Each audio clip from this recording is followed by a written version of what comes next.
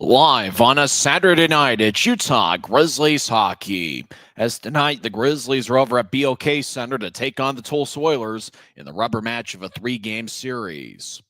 Hi, everybody. I'm Tyson Whiting. It's the fourth meeting this season between the Grizzlies and the Oilers, and it's the last of a three-game series over at BOK Center.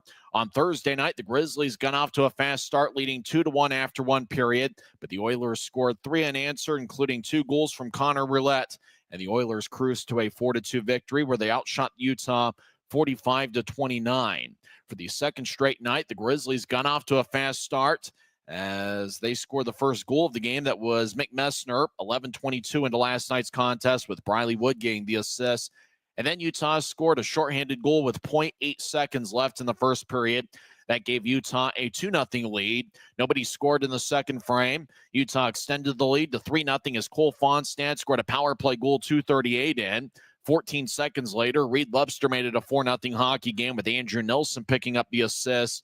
John Olsen got Tulsa on the board with back-to-back power play goals, but the Grizzlies got some insurance as Cole Fonstad got a second of the game, 13-11 in, and then Adam Berg added an empty netter at the end as the Grizzlies cruised to a 6-2 victory. In the game, Jake Barczewski was outstanding as he was the number one star as he saved 45 of 47. Talon Boyko for Tulsa got the loss. Tonight it's going to be Jake Barczewski in net, and he'll be going up against Vyacheslav Butyets. Butyets got the victory on Thursday night for the Oilers. So it should be a ton of fun. Grizzlies and the Oilers. I'm hanging out at the Grizz Cave just outside the Grizzlies team store.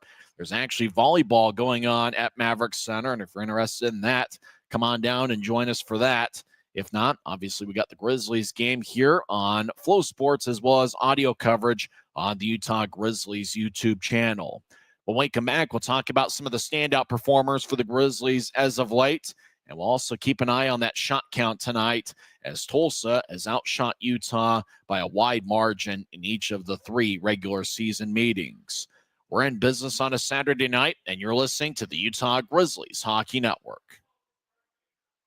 From commercial to recreational truck accessories, Mountain Land Truck Outfitters has got what you need. Flatbeds, spray and bed liners, lifts and leveling kits, wheels and tires. Mountain Land Truck Outfitters proudly uses a brand you know and trust. And with our experienced, knowledgeable, and friendly staff, your visit here will be informative and enjoyable. Stop into our convenient location in Provo at 265 South 100 West or call 801-225-4637 to get a quote for your fleet or individual truck. Mountain Land Truck. When you buy tires at Les Schwab, you're getting more than just tires. You're getting America's best tire warranty, 60-day satisfaction guarantee, no hassle road hazard protection, and free maintenance for the life of your tires. So if something happens to your tire on the road, we'll fix it or we'll replace it. No questions asked. Other places make you pay extra for that kind of protection. But at Les Schwab, it's included with every set of tires because more warranty means less worry. And nobody stands by their tires like Les Schwab. Get more from Les. Welcome back to Utah Grizzlies hockey. I'm Tyson Whiting. Face-off will be in about 10 minutes over at BOK Center. It's the third of four straight games on the road for Utah. The Grizzlies will be off tomorrow and Monday night, and they will play the Wichita Thunder at Intrust Bank Arena on Tuesday night at 6:05. Then the Grizzlies are home for a six-game homestand, including 3 games against the arch-rival Idaho Steelheads. Next Grizzlies home game will be on Friday night at 7:10. It will be an AFCU Friday where tickets start just $12 when you pay using your AFCU debit or credit card at the Maverick Center box office. Next Saturday, February 15th, will be the Grizzlies' first ever fishing night. Grizzlies will be wearing some sweet-looking jerseys and also have a pretty good outfit to go along with the jersey top. Hopefully I'll find a pretty good outfit to wear for fishing night as well. It's going to be a festive atmosphere as the Grizzlies look to hook the Steelheads next Saturday at 7:10. And then Monday, February 17th, will be a 3:10 start. And with that, you can get a family 4-pack of tickets for just $48. And then the Rapid City Rush are in town for a 3-game series, 3 games in 3 days. Friday, February 21st and Saturday, February 22nd will be Grizzlies Fight Cancer Weekend presented by Mountain Land Supply Company. Get your tickets at UtahGrizzlies.com. And then Sunday, February 23rd, will be a 3:10 start. And with that, you can get $12 tickets with your AFCU debit or credit card. And it's also a day where you can get a family 4-pack of tickets for $48. When we come back, we'll talk about who's been some of the standout performers for the Grizzlies, and we'll give you the lineups for both teams. This is the Utah Grizzlies Hockey Network. When you pay with the Nitro card at Maverick, you always save 10 cents or more on fuel every gallon, every day. And you could save a whole lot more thanks to Nitro Best Price. Pick up a Nitro card and upgrade your Adventure Club account today. Thanks to Les Schwab Tires, I'm a confident backseat driver, but Mom's a little stressed about spending. Remember, breathe in. Now watch your speed and breathe out. Good. Even though we're watching our wallets, Les Schwab is still watching out for our safety. So turn here.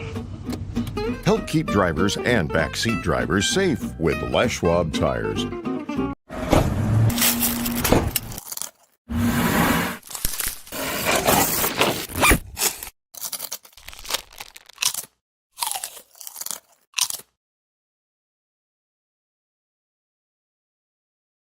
Welcome back to Utah Grizzlies hockey. I'm Tyson Whiting. Unfortunately, when the Grizzlies are in Tulsa, we don't seem to get the starters for either team until right before face-off. And I mean like 1 minute before the opening puck drop. So we don't know the starters yet, but we do know who's going to be the goaltenders. Vyacheslav Butyets is going to get the start for Tulsa. He's a native of Russia.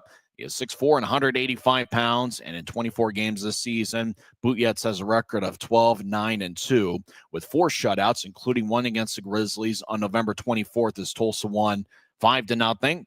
He has a 2.76 goals against average and .905 save percentage.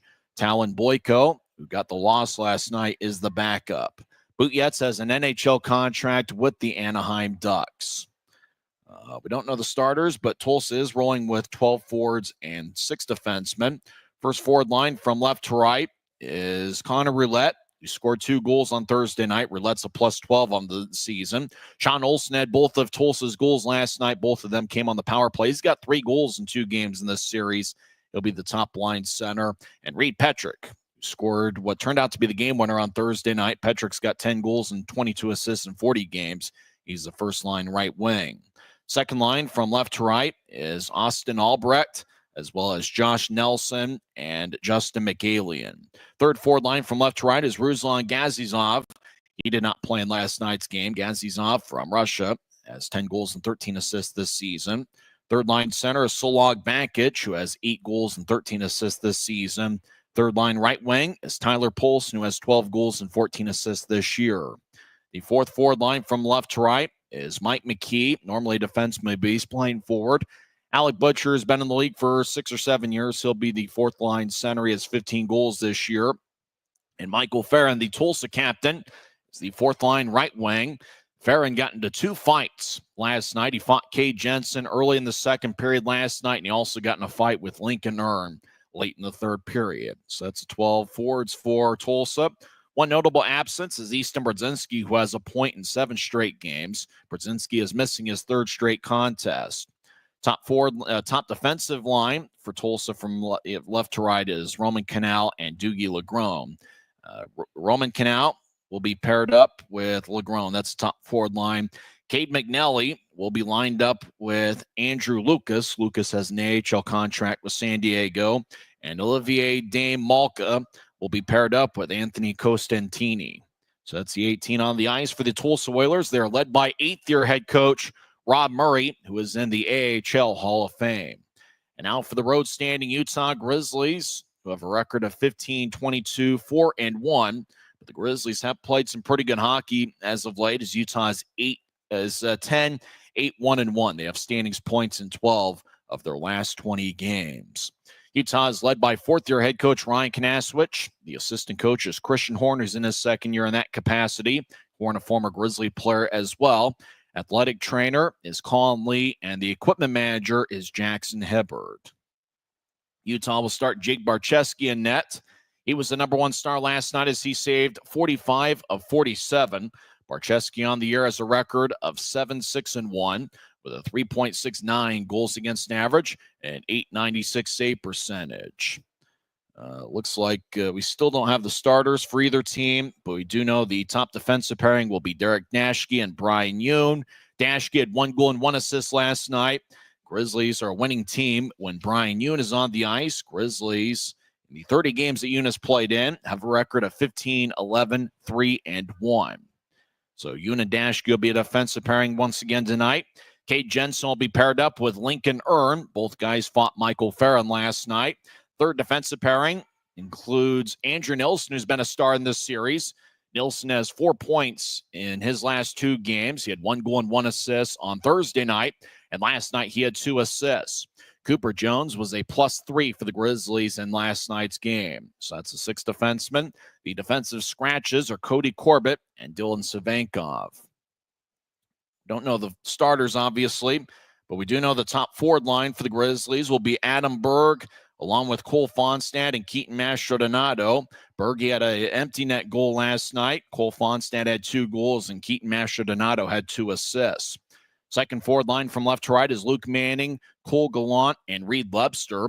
Lebster's got a goal in both games this series, and he has a point in 6 of his last 9 games. Third forward line is Neil Shea, along with Mick Messner and Briley Wood. Wood had an assist last night. He's got 32 points, which ranks tied for 7th among league rookies. Fourth forward line is Aaron Aragon, Cade Nilsson, and Dylan Fitz. Forward scratches for the Grizzlies are Craig Armstrong, Blake Wells, Tyson Upper, and Braden Nicolettes. So looks like the lights are out over at Tulsa's BOK Center as they spotlight AHL Hall of Famer Rob Murray, who spent 3 seasons as an AHL head coach from 2008 through 2011 with the Providence Bruins, and ever since then has been in this league. He was the coach for the 2014 Kelly Cup champion Alaska Aces. When we come back, we'll have face-off on the other side. You've been listening to the pregame report on the Utah Grizzlies Hockey Network. Since 1939, America First has helped people start businesses, buy homes and cars, and achieve their financial goals. Today, our top priority is still the financial success of you and your family, which is why we're giving new members $100 when they sign up for a basic savings and checking account, and another $100 when they upgrade to premium checking and enroll in and use direct deposit. So head to AmericaFirst.com today and join the credit union that always puts its members first. Maverick's new bean-to-cup machines always deliver a freshly ground cup of coffee on demand, so you can enjoy any of our premium roasts at their best, day or night, hot or iced. Enjoy a fresh cup today. Every new day is a chance to be kinder to your body and your mind. U of U Health is here to help you build strength and confidence every day. Let us help you be a better you. U of U Health, official health partner for the Utah Jazz, Utah Hockey Club, Utes Athletics, and the Utah Grizzlies. Take the first step today at uofuhealth.org.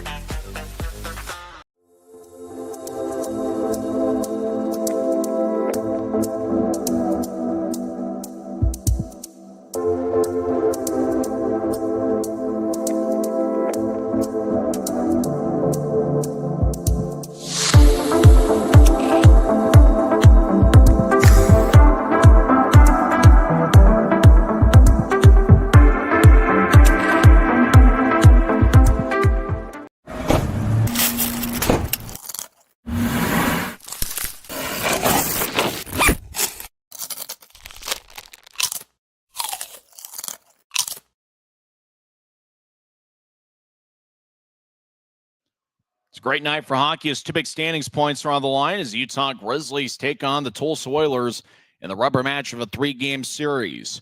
Tulsa got a 4-2 victory on Thursday night. Grizzlies responded as they defeated Tulsa 6-2. In each of the first 2 games of the series, Grizzlies have been outstanding coming out of the gates. They led 2-1 after the first period on Thursday, and they also had a 2-0 lead after 1 period last night. Starters for the Grizzlies, the forwards are going to be Luke Manning, Reed Lebster, and Cole Gallant. And the starting defensive pairing is Brian Yoon and Derek Dashke. And Jake Barcheski gets the start in net. Bootyets will get the start for Tulsa. The defensive pairing to start is Cade McNally, along with Andrew Lucas. The forwards are Tyler Polson, Solog Bakic, and Ruslan Gazizov. 2 referees tonight, Rocco Stakoviak and James Kraft are the referees. The linesmen are Kyle Gaspari and Riley Hickey.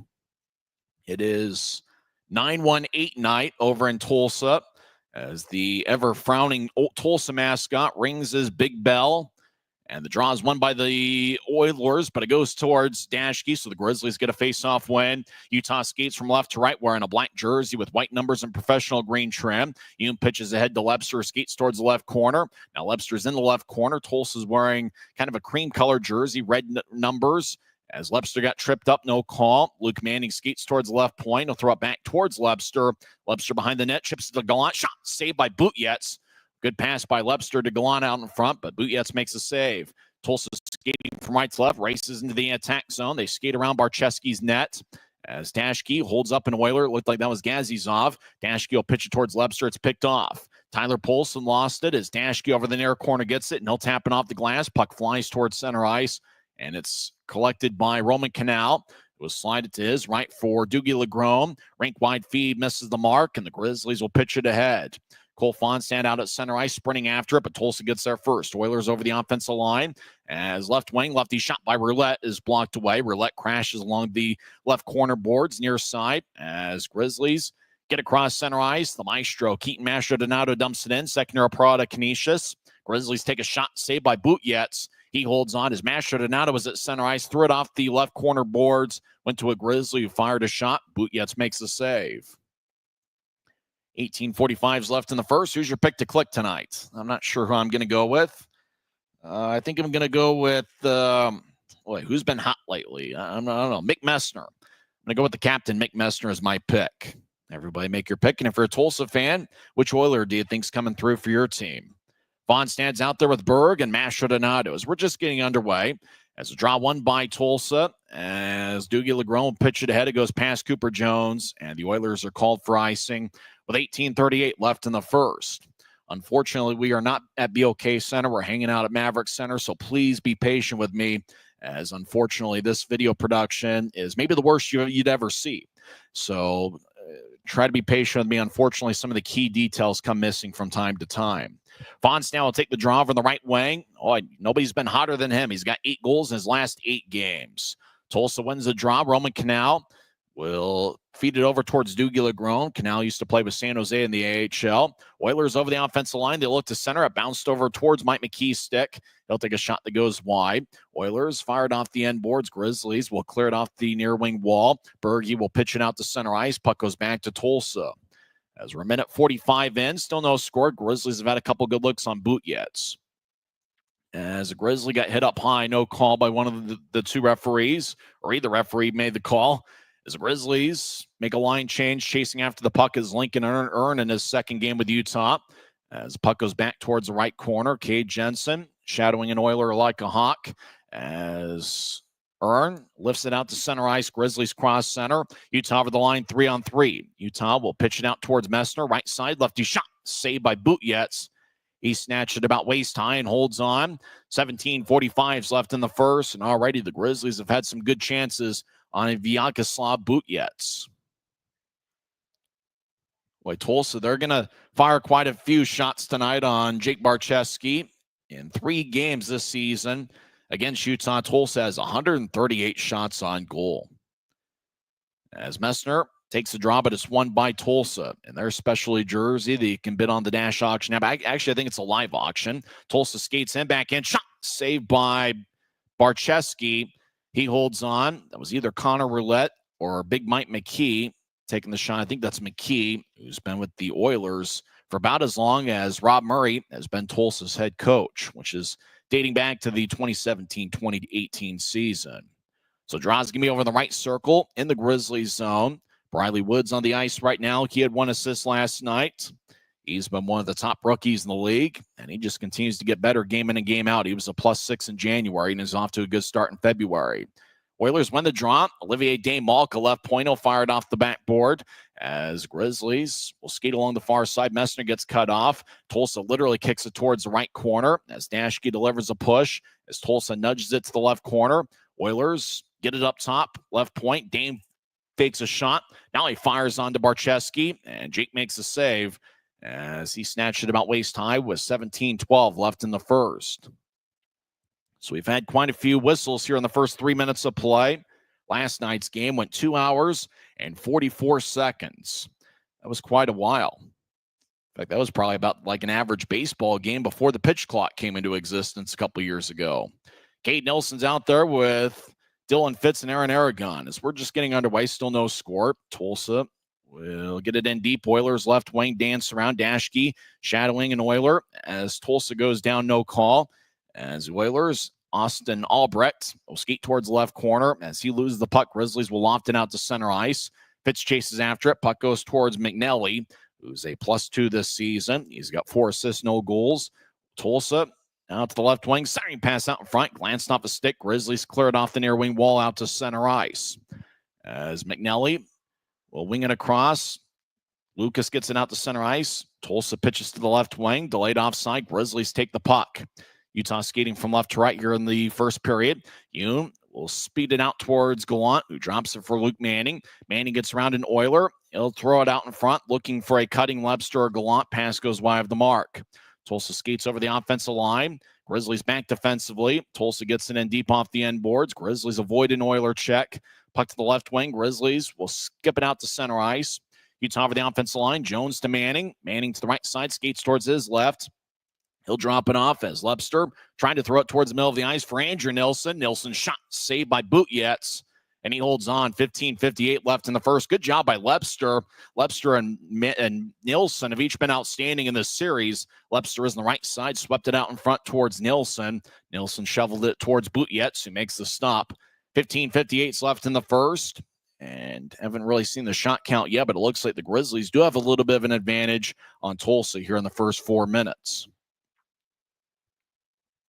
And now it looks like the officials are going over towards maybe the ice crew. The door is open in one of the corners. I don't know, maybe they got to do some repairs. Looks like one of the officials has a shovel. That's never a good sign when an official's got a shovel as he's looking towards the right corner and is pointing towards a spot on the ice. That might be in a little bit of danger. So there's 15:58 left in the first. Let's take a quick look at the shot count here early on. Grizzlies have taken 4 shots. Tulsa has 3. For the Grizzlies, Mick Messner, Cole Gallant, Cole Fonstad, and Andrew Nilsson each have 1 shot. For the Oilers, Mike McKee, Austin Albrecht, and Olivier Dame Malka each have 1 shot for the Oilers. So one of the officials has a shovel out. Looks like they're going to work on some piece of ice. And while we do that, looks like we're going on Flow Sports, we're going to see literally every fan in attendance over at BOK Center. For the Grizzlies, they've got a lot of players who've been playing well as of late. Cole Fonstad, beginning with the last homestand, he's got 8 goals in his last 8 games. Fonstad has 3 separate games where he scored 2 goals in his last 7 contests, including last night. So whatever issues they had with the ice have been solved. Keaton Mastrodonato will take the draw against Sean Olsen. Boy, Olsen's been a standout in this series.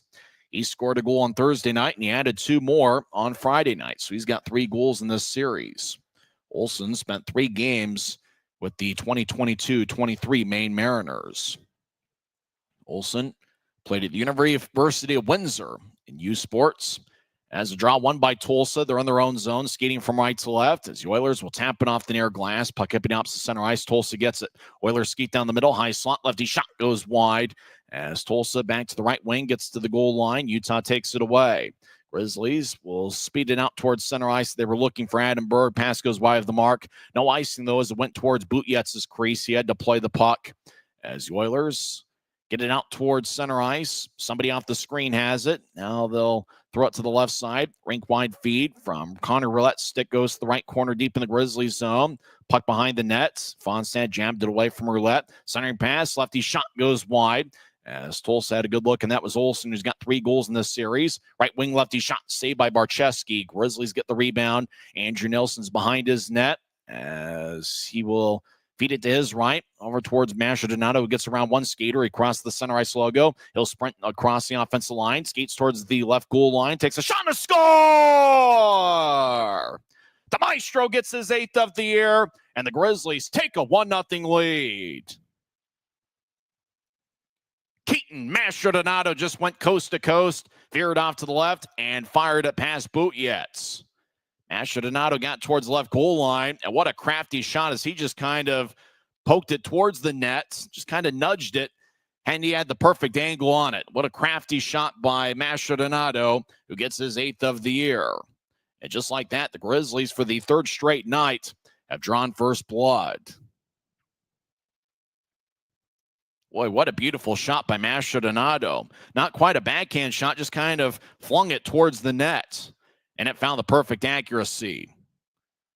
Butjet's got pretty good size at 6'4", 185 pounds, and somehow he was able to get the puck over him.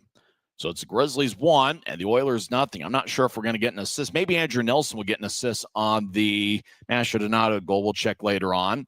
Grizzlies dump it in as Utah's been outstanding in the first periods of this series. Grizzlies behind the net as they get hit. Butjet's looks over his left shoulder. Tulsa gets the puck as they'll sprint it out towards center ice. Now the puck is off the screen. Utah chasing after it, and no icing on the plays. The Grizzlies now with a long-range pass, and God knows where the puck is. It's deep in the Grizzlies zone as Tulsa must have dumped it in.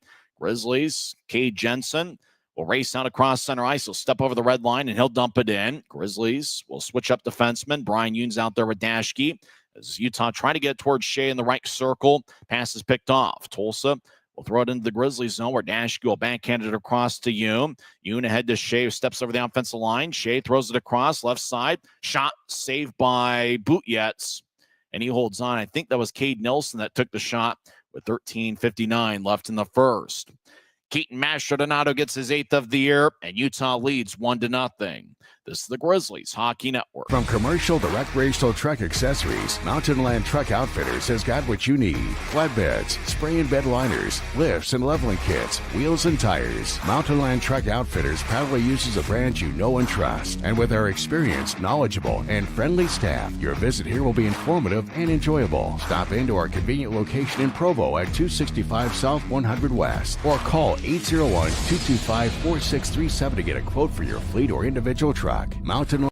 When you buy tires at Les Schwab, you're getting more than just tires. You're getting America's best tire warranty, 60-day satisfaction guarantee, no hassle road hazard protection, and free maintenance for the life of your tires. So if something happens to your tire on the road, we'll fix it, or we'll replace it, no questions asked. Other places make you pay extra for that kind of protection, but at Les Schwab, it's included with every set of tires, because more warranty means less worry, and nobody stands by their tires like Les Schwab. Get more from less.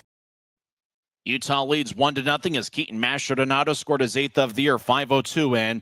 Andrew Nelson picked up an assist. He now has a point in all 3 games in this series. Nelson had 2 assists last night, and that's his 4th assist in this series, as he had 1 goal and 1 assist in the series opener on Thursday.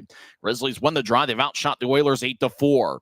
Manning behind the net. Tulsa takes it away. Oilers will drag it out to center ice. Tulsa across the center red line, chips it over to the blue as McNally will take a left wing lefty shot that goes wide, as McNally's looking for his first goal of the season, as the Oilers will skate back into their own zone. Fitz chasing after him, as the puck will tap off the far glass. Cade Nelson chases after it. Puck goes towards the Utah line. Grizzlies will bounce it ahead, as Fitz tried to push it deeper into the Oilers zone. Tulsa will loft it over Fitz's head, as the Oilers step over the offensive line. Right side, Tulsa tried to center it out in front, and the Grizzlies picked it off. At Brian Yoon in particular, was Johnny on the spot. Now the Oilers still in the offensive zone, left side, as around the net, taking the puck is Roman Canal. He'll skeet towards the right side, lefty shot, saved by Barcheski. He holds on with 13:05 left in the first, as Canal skated around Utah's net, got towards the right circle, and just flung it towards Barcheski, who makes the stop, as Jake Barcheski so far is a perfect 5 for 5 on the evening. So as we mentioned before, this is the Grizzlies have scored first in all 3 games in this series. Utah, when scoring first this year, has a record of 10-4-2-1. As a drop, won by Tulsa. They're in the offensive zone 7 minutes in. Oilers fire towards the net, and it goes wide. That was Poulsen that missed the net, glove side on Barcheski. Now right side, as shot saved by Barcheski. Our camera operator's completely lost here tonight. My goodness. Charles, give me the Grizzlies zone, and we apologize if you're trying to follow along on YouTube. As unfortunately, when I say the puck's been off the screen half the game, I mean it's literally been off the screen half the game. Oh, we got a scoreboard behind us. We forgot to light it up. Utah leads 1-0 with Masher Donato scoring. Grizzlies will nudge it out to center ice, skating from left to right. Cole Gallant skates towards the right wing. He stops in the corner. Now Gallant skates back towards the right point. He'll throw it to the high slot for Andrew Nilsson. He'll take a lefty shot, and it glanced off the stick. Stays in play towards left corner. Luke Manning gets hit in the back. He'll get back to his feet, but Tulsa took it away. Oilers 2-on-2. Now it's a 2-on-1. Tulsa skates in, right side, shot. Saved by Barcheski. That was a righty shot, I think, by Dougie Legrom. Grizzlies come back the other way.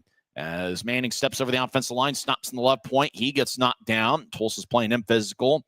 As Lincoln Earn, slot, righty shot is blocked. Now right wing, taking his Cole Gallant. He'll pitch it towards his left. As Cade Jensen over there, it looks like a delayed penalty, and it's going to be on the Oilers. So 6 are in the offensive zone for Utah.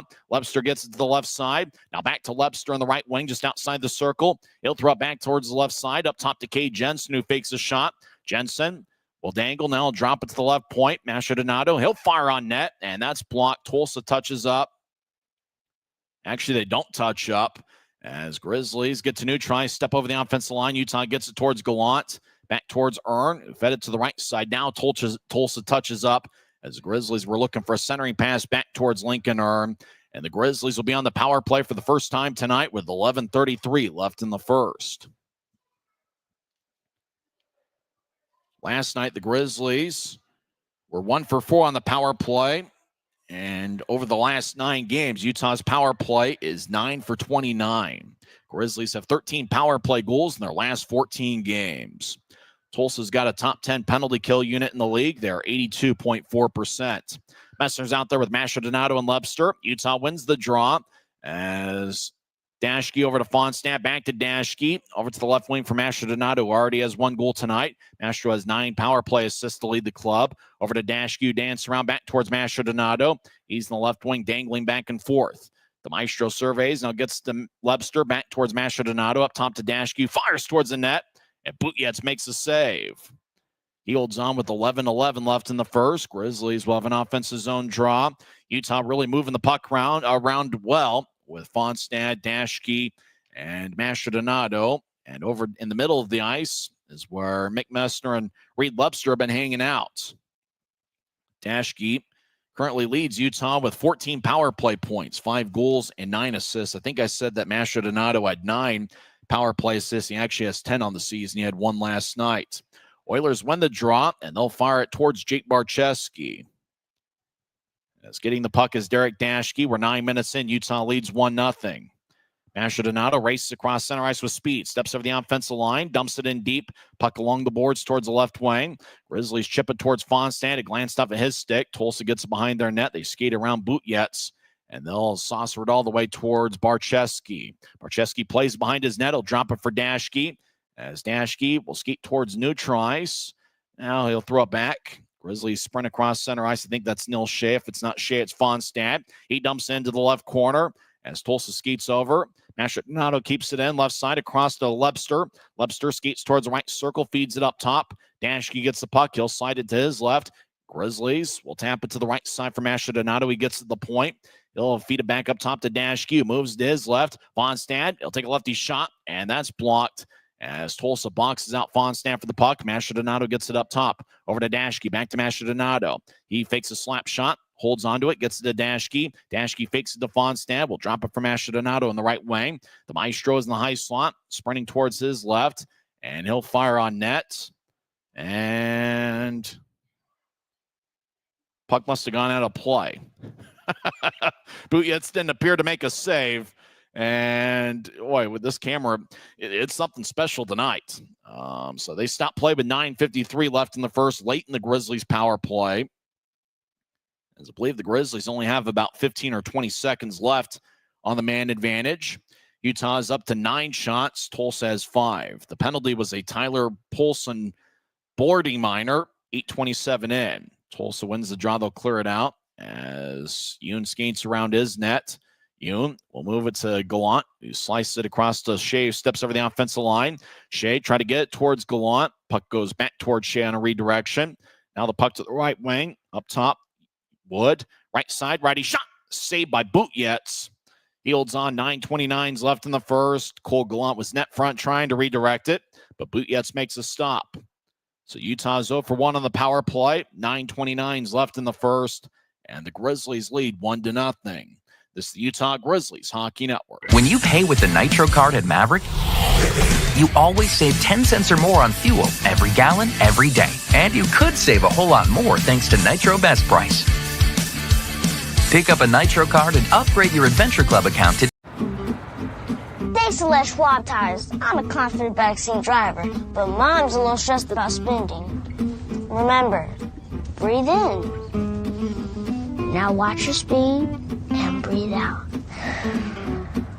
Good. Even though we're watching our wallets, Les Schwab is still watching out for our safety. So turn here. Help keep drivers and backseat drivers safe with Les Schwab Tires.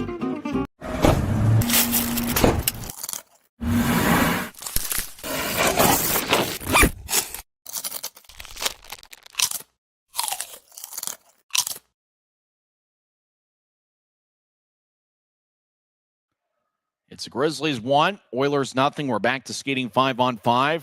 Utah has outshot Tulsa 10-5.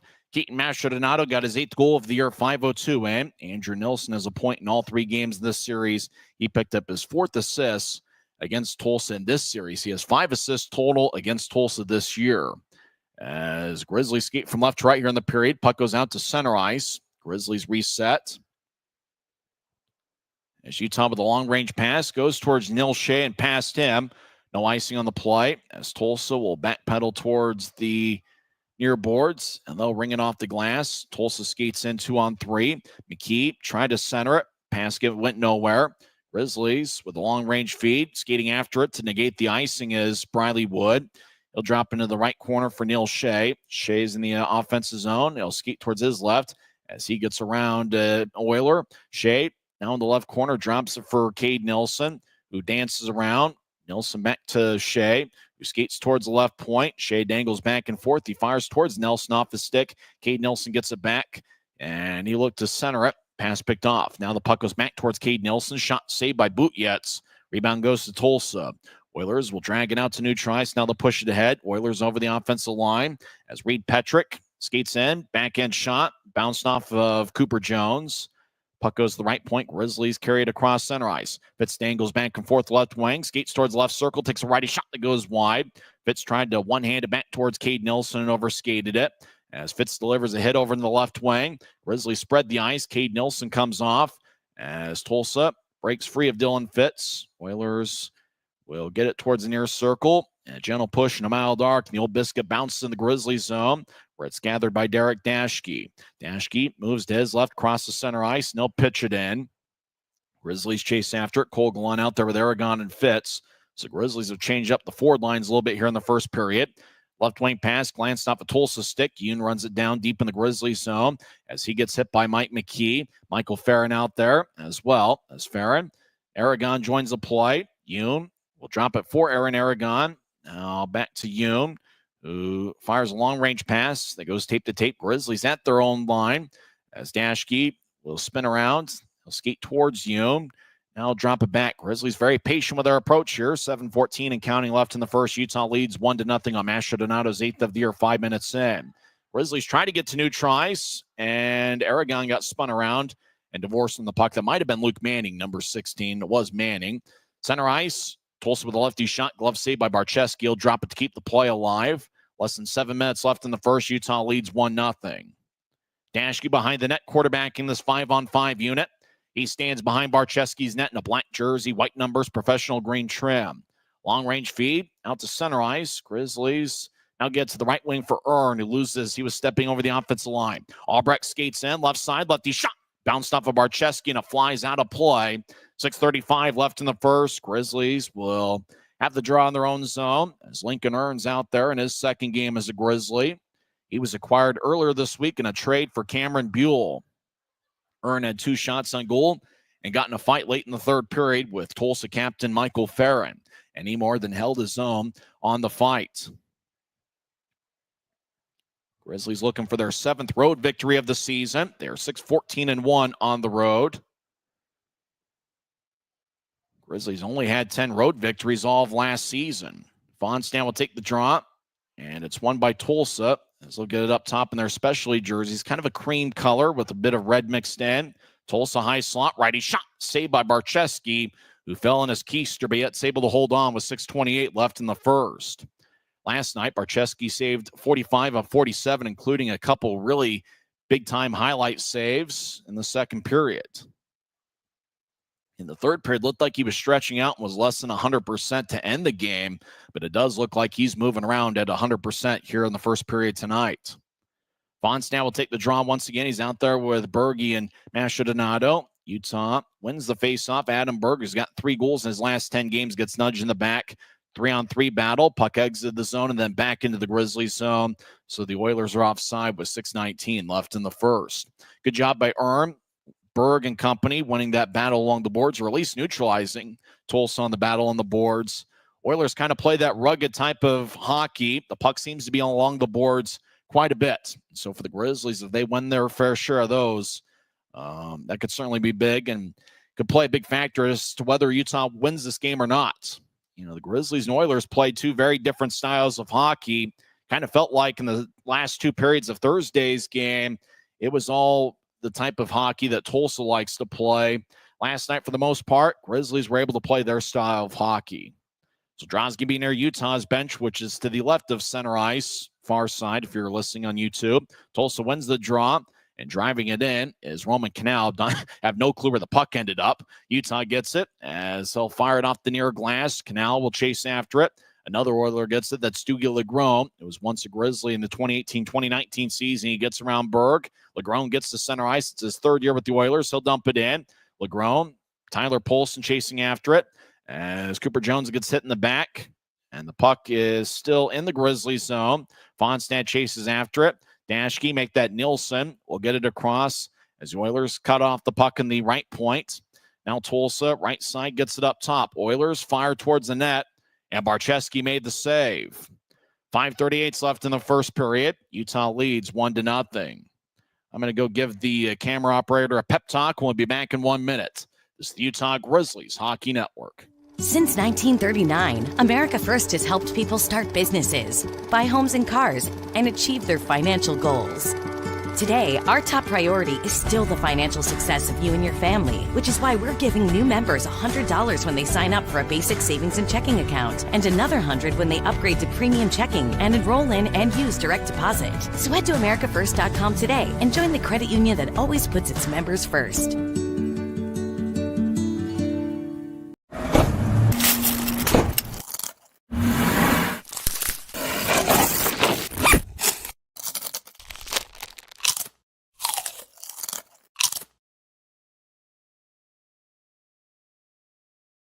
Both teams have 10 shots. Utah leads 1-0 as Keaton Maldonado got his 8th of the year, 5:02 in on a crafty-looking shot where he just kind of nudged the puck towards the net and it had the perfect accuracy past boot yets. Andrew Nelson with the assists. Cole Gallant's got 2 shots. 8 other Grizzlies have 1 shot on goal. For the Oilers, Roman Canal and Austin Albrecht each have 2 shots. Olivier Desmalka also has 2 shots, and then 4 other Oilers with 1 shot. Draw's going to be over in the right circle of the Grizzly zone. It's won by Utah. We're skating 5-on-5, we believe. As Dashke gets the puck, he'll slide it across to Wood at the middle of the ice. Wood cross the center ice, wearing number 14. He'll step over the line, but the Grizzlies are offside. 5:24 is left in the first period. Grizzlies will have 1 more road game after tonight, and it will be at Intrust Bank Arena in Wichita. 5:50 pregame show, 6:05 face-off. That will be the 7th meeting this season between the clubs. Grizzlies got 3 out of 6 standings points against Wichita a couple weeks ago at Maverick Center. Looking forward to the upcoming 6-game homestand. Grizzlies will have specialty jerseys on 3 of those nights. Tulsa's wearing a good-looking specialty jersey this evening. As the Oilers win the draw, they'll get it out towards center ice. We've seen the specialty jersey about twice here tonight with this awful video feed. As left side, McKee fires on net. It's sticked away by Barczewski. Dashke gets it behind the net. Puck stays in play. Wood along the near wing wall. He's patient with his approach. He'll move it to the left side. Now back to Shea over the line on the right wing. Shea drops to Wood, who fires towards the net, and that's sticked away by Connor Roulette As the Oilers get towards center ice, Tulsa across the center red, and they'll dump it in. Barczewski shuffles behind his net. Turnover. Tulsa shot and a score. I think it's Andrew Lucas getting his 4th of the year.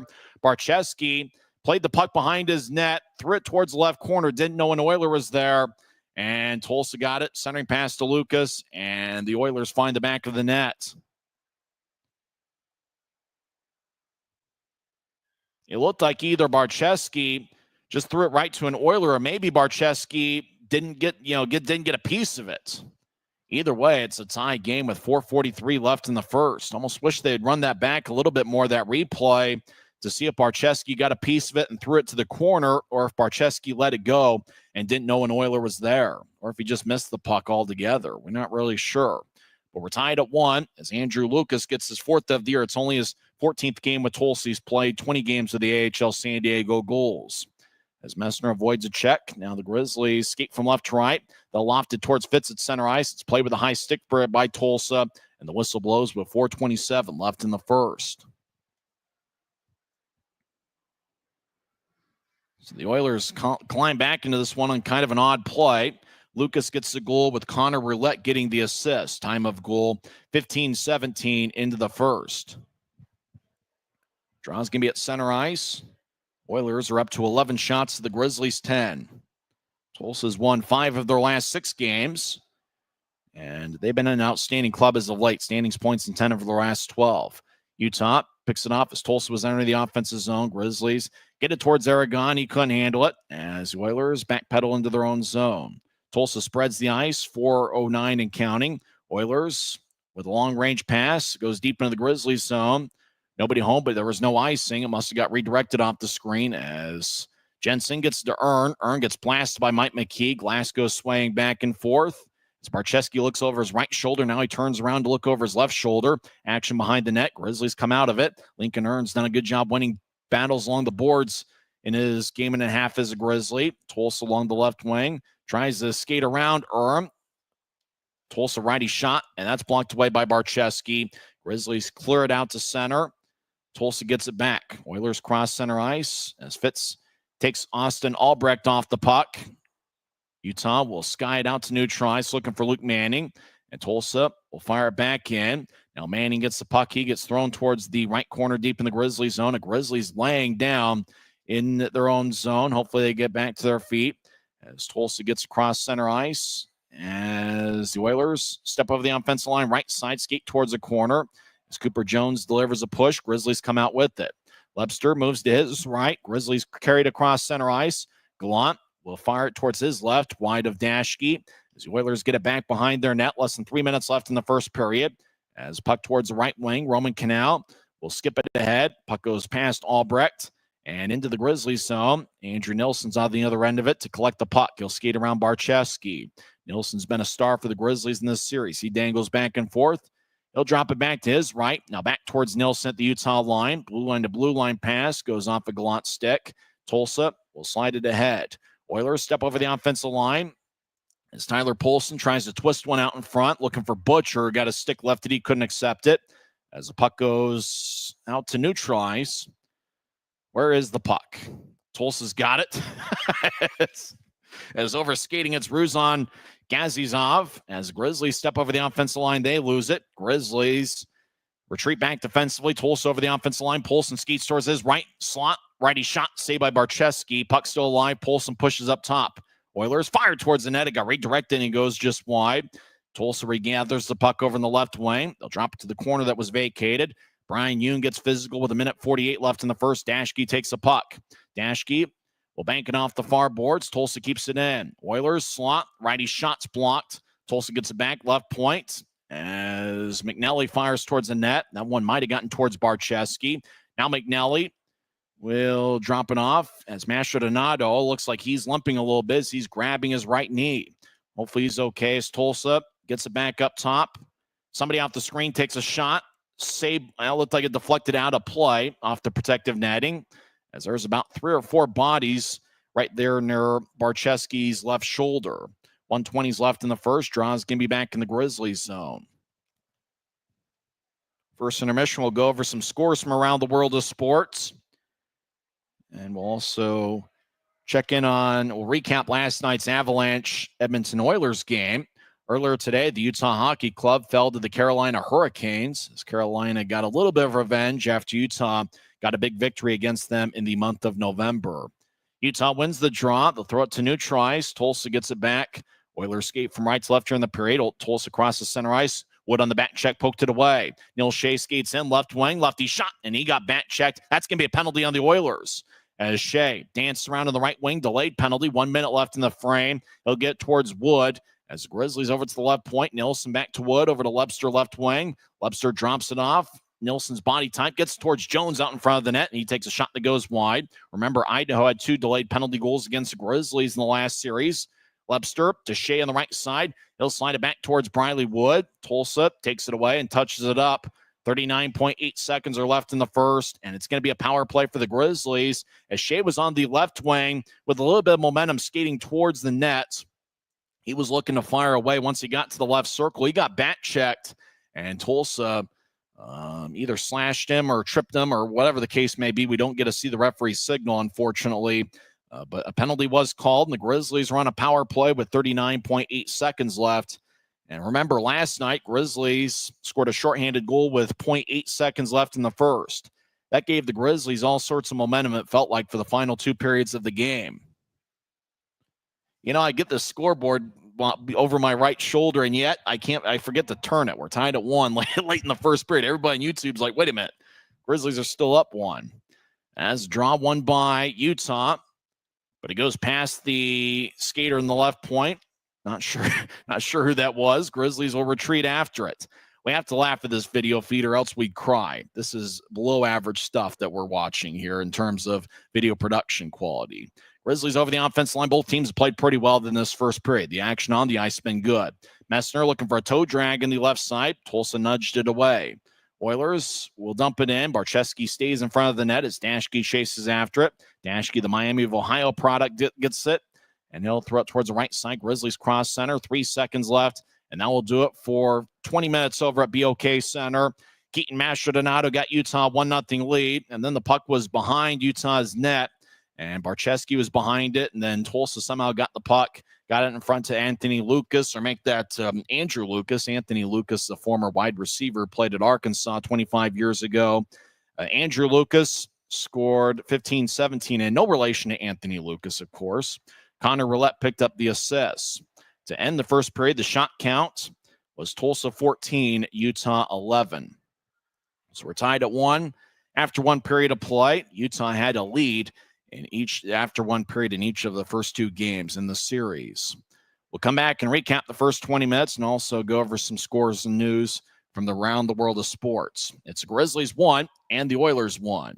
You're listening to the Utah Grizzlies Hockey Network. From commercial to recreational truck accessories, Mountain Land Truck Outfitters has got what you need. Flatbeds, spray and bed liners, lifts and leveling kits, wheels and tires. Mountain Land Truck Outfitters proudly uses a brand you know and trust. And with our experienced, knowledgeable, and friendly staff, your visit here will be informative and enjoyable. Stop into our convenient location in Provo at 265 South 100 West or call 801-225-4637 to get a quote for your fleet or individual truck.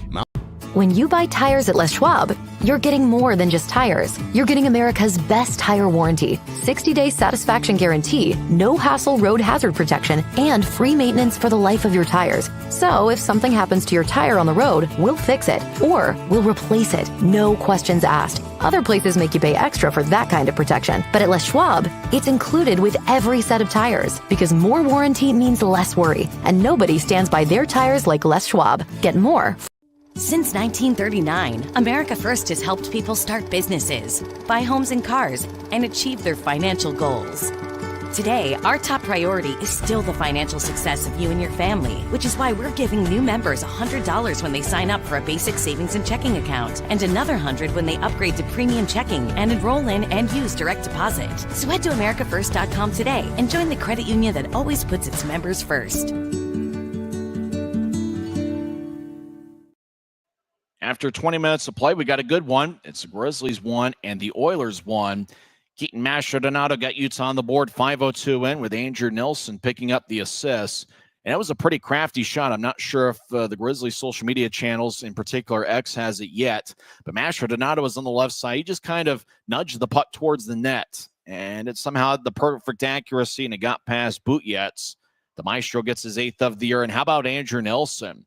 He's been a star for Utah this series. He had 1 goal and 1 assist on Thursday night. Last night he had 2 assists. And now Andrew Nelson with a first period assist. He now has a point in 15 of 28 games for the Grizzlies and a point in 10 of his last 18 games. Nelson, in just over 2 months for the Grizzlies, has 8 multiple-point games. So what can you say? Andrew Nelson certainly been a big contributor for the Grizzlies here over the last couple months. And for Mastrodonato, he's really racked up the assists as of late. He's got 10 assists in his last 8 games, and he picks up his 8th goal of the year. Mastrodonato now has a point in 18 of 26 games this season, and he's looking for a multiple-point game. He's got 9 multiple-point games this season. Mastrodonato is a guy you can count on for 4 more shots. After all, he's taken 4 more in 10 different games this season. And he had a season-high 10 shots in the Guns and Hoses extravaganza last Saturday against the Idaho Steelheads.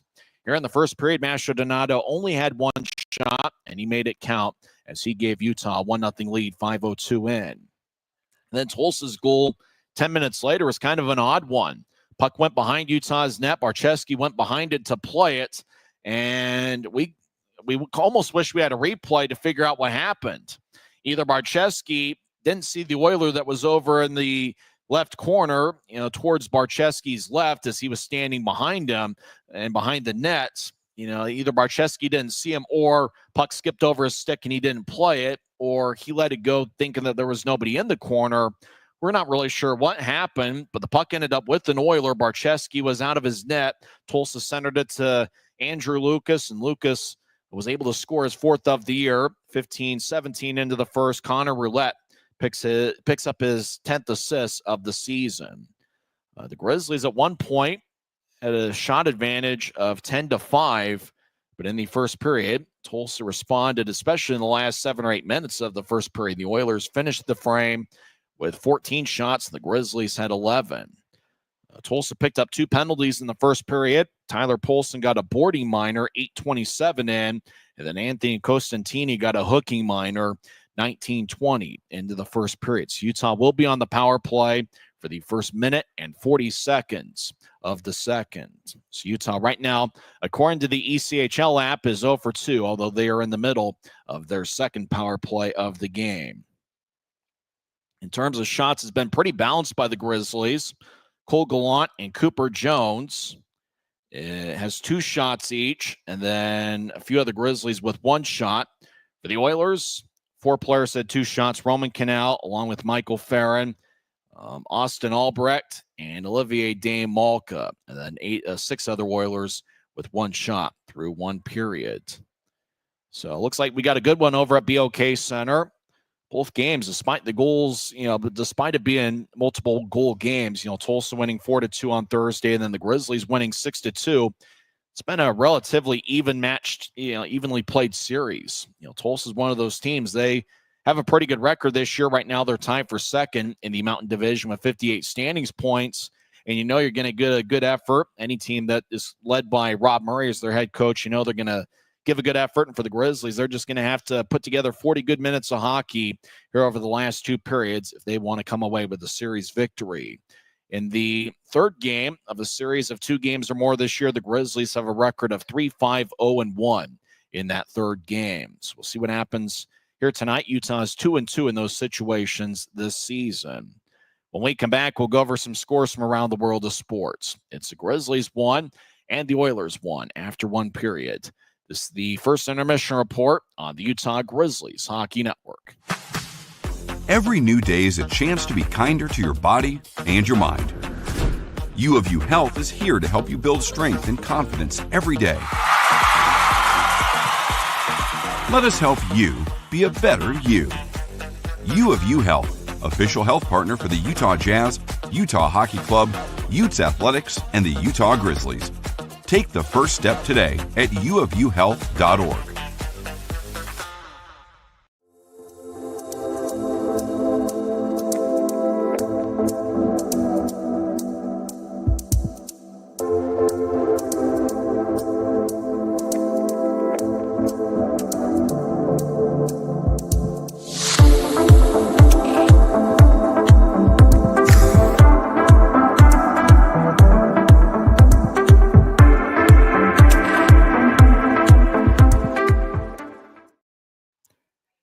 After one period, it's the Grizzlies won and the Oilers won. Let's check in on those who are living the dream as we'll go over NHL scores.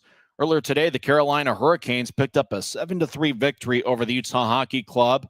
Seth Jarvis had 2 goals and 2 assists. Sebastian Aho had 2 goals and 1 assist. Jalen Chatfield had 1 goal and 1 assist to lead the Carolina attack.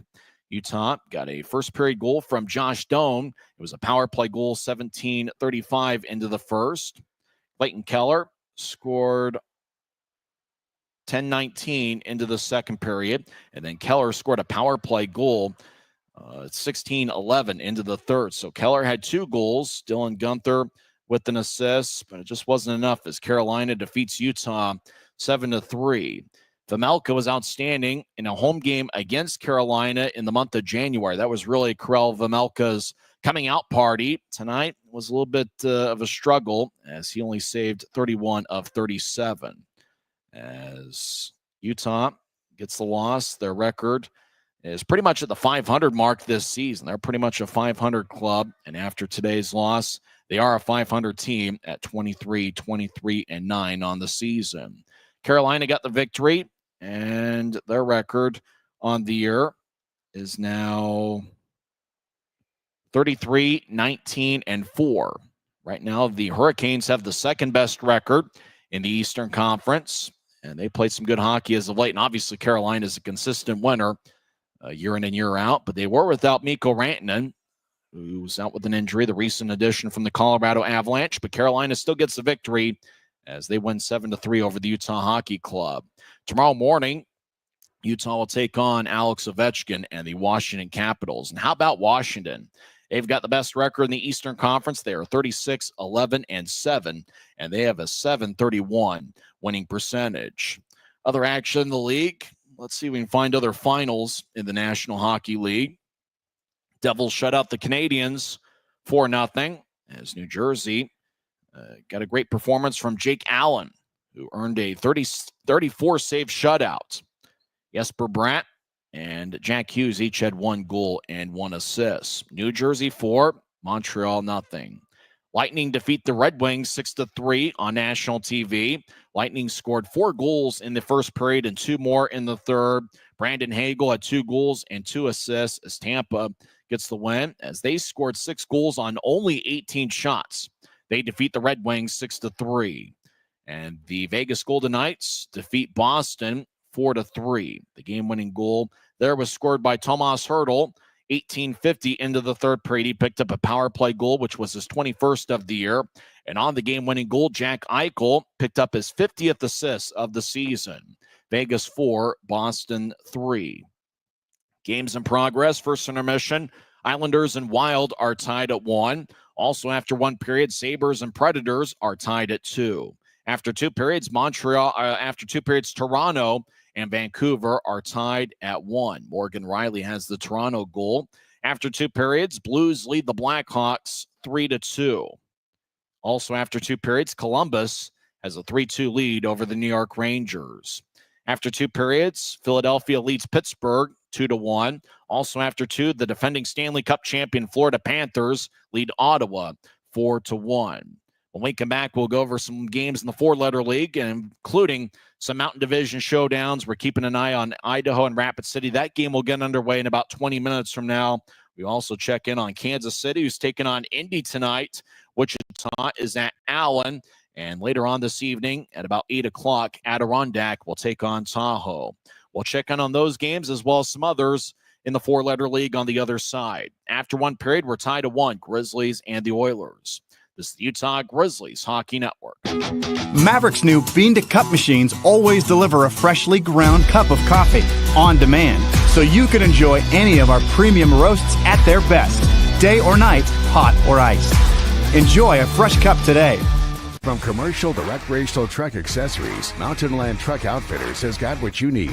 Flatbeds, spray and bed liners, lifts and leveling kits, wheels and tires. Mountain Land Truck Outfitters proudly uses a brand you know and trust. And with our experienced, knowledgeable, and friendly staff, your visit here will be informative and enjoyable. Stop into our convenient location in Provo at 265 South 100 West or call 801-225-4637 to get a quote for your fleet or individual truck. Mountain Land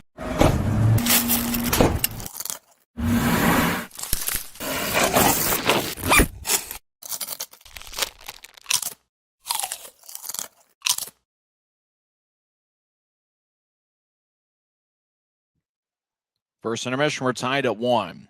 Wichita and Allen are also tied at 1 after one period of play. Wichita will be the Grizzlies' opponent on Tuesday night at Intrust Bank Arena.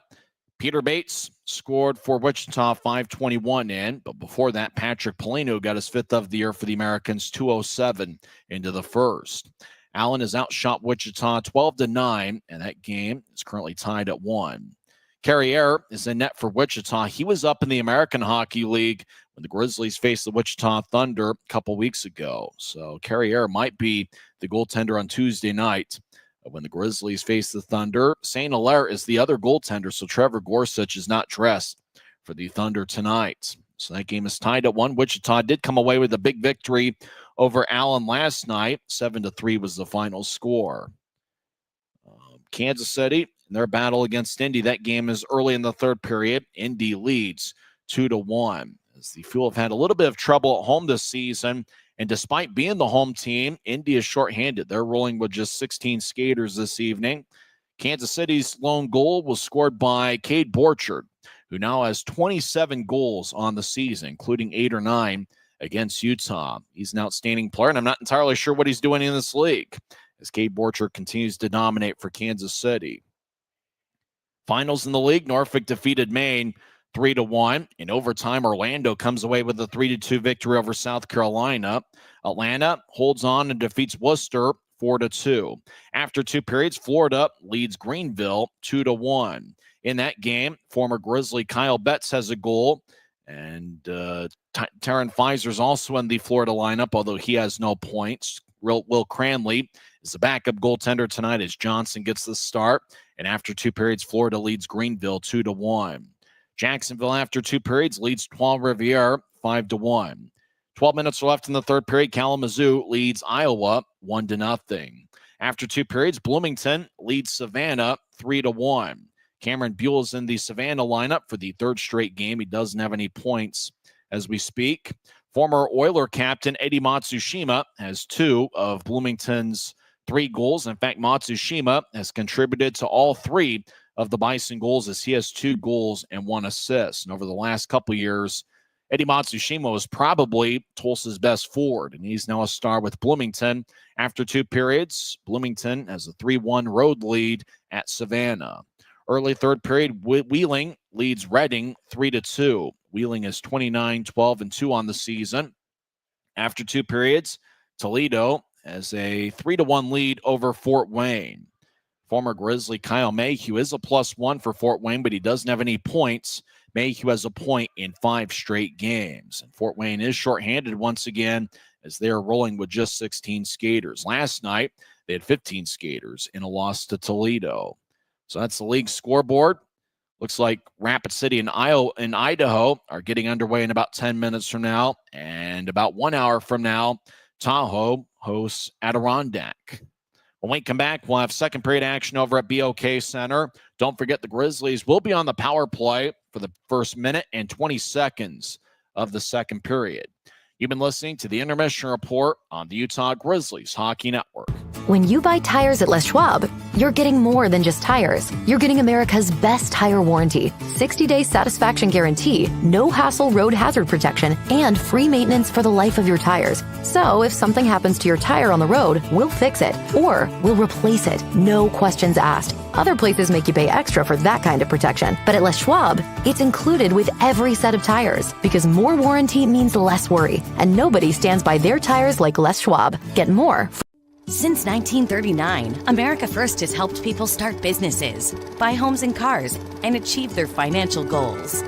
Today, our top priority is still the financial success of you and your family, which is why we're giving new members $100 when they sign up for a basic savings and checking account, and another $100 when they upgrade to premium checking and enroll in and use direct deposit. So head to AmericaFirst.com today and join the credit union that always puts its members first.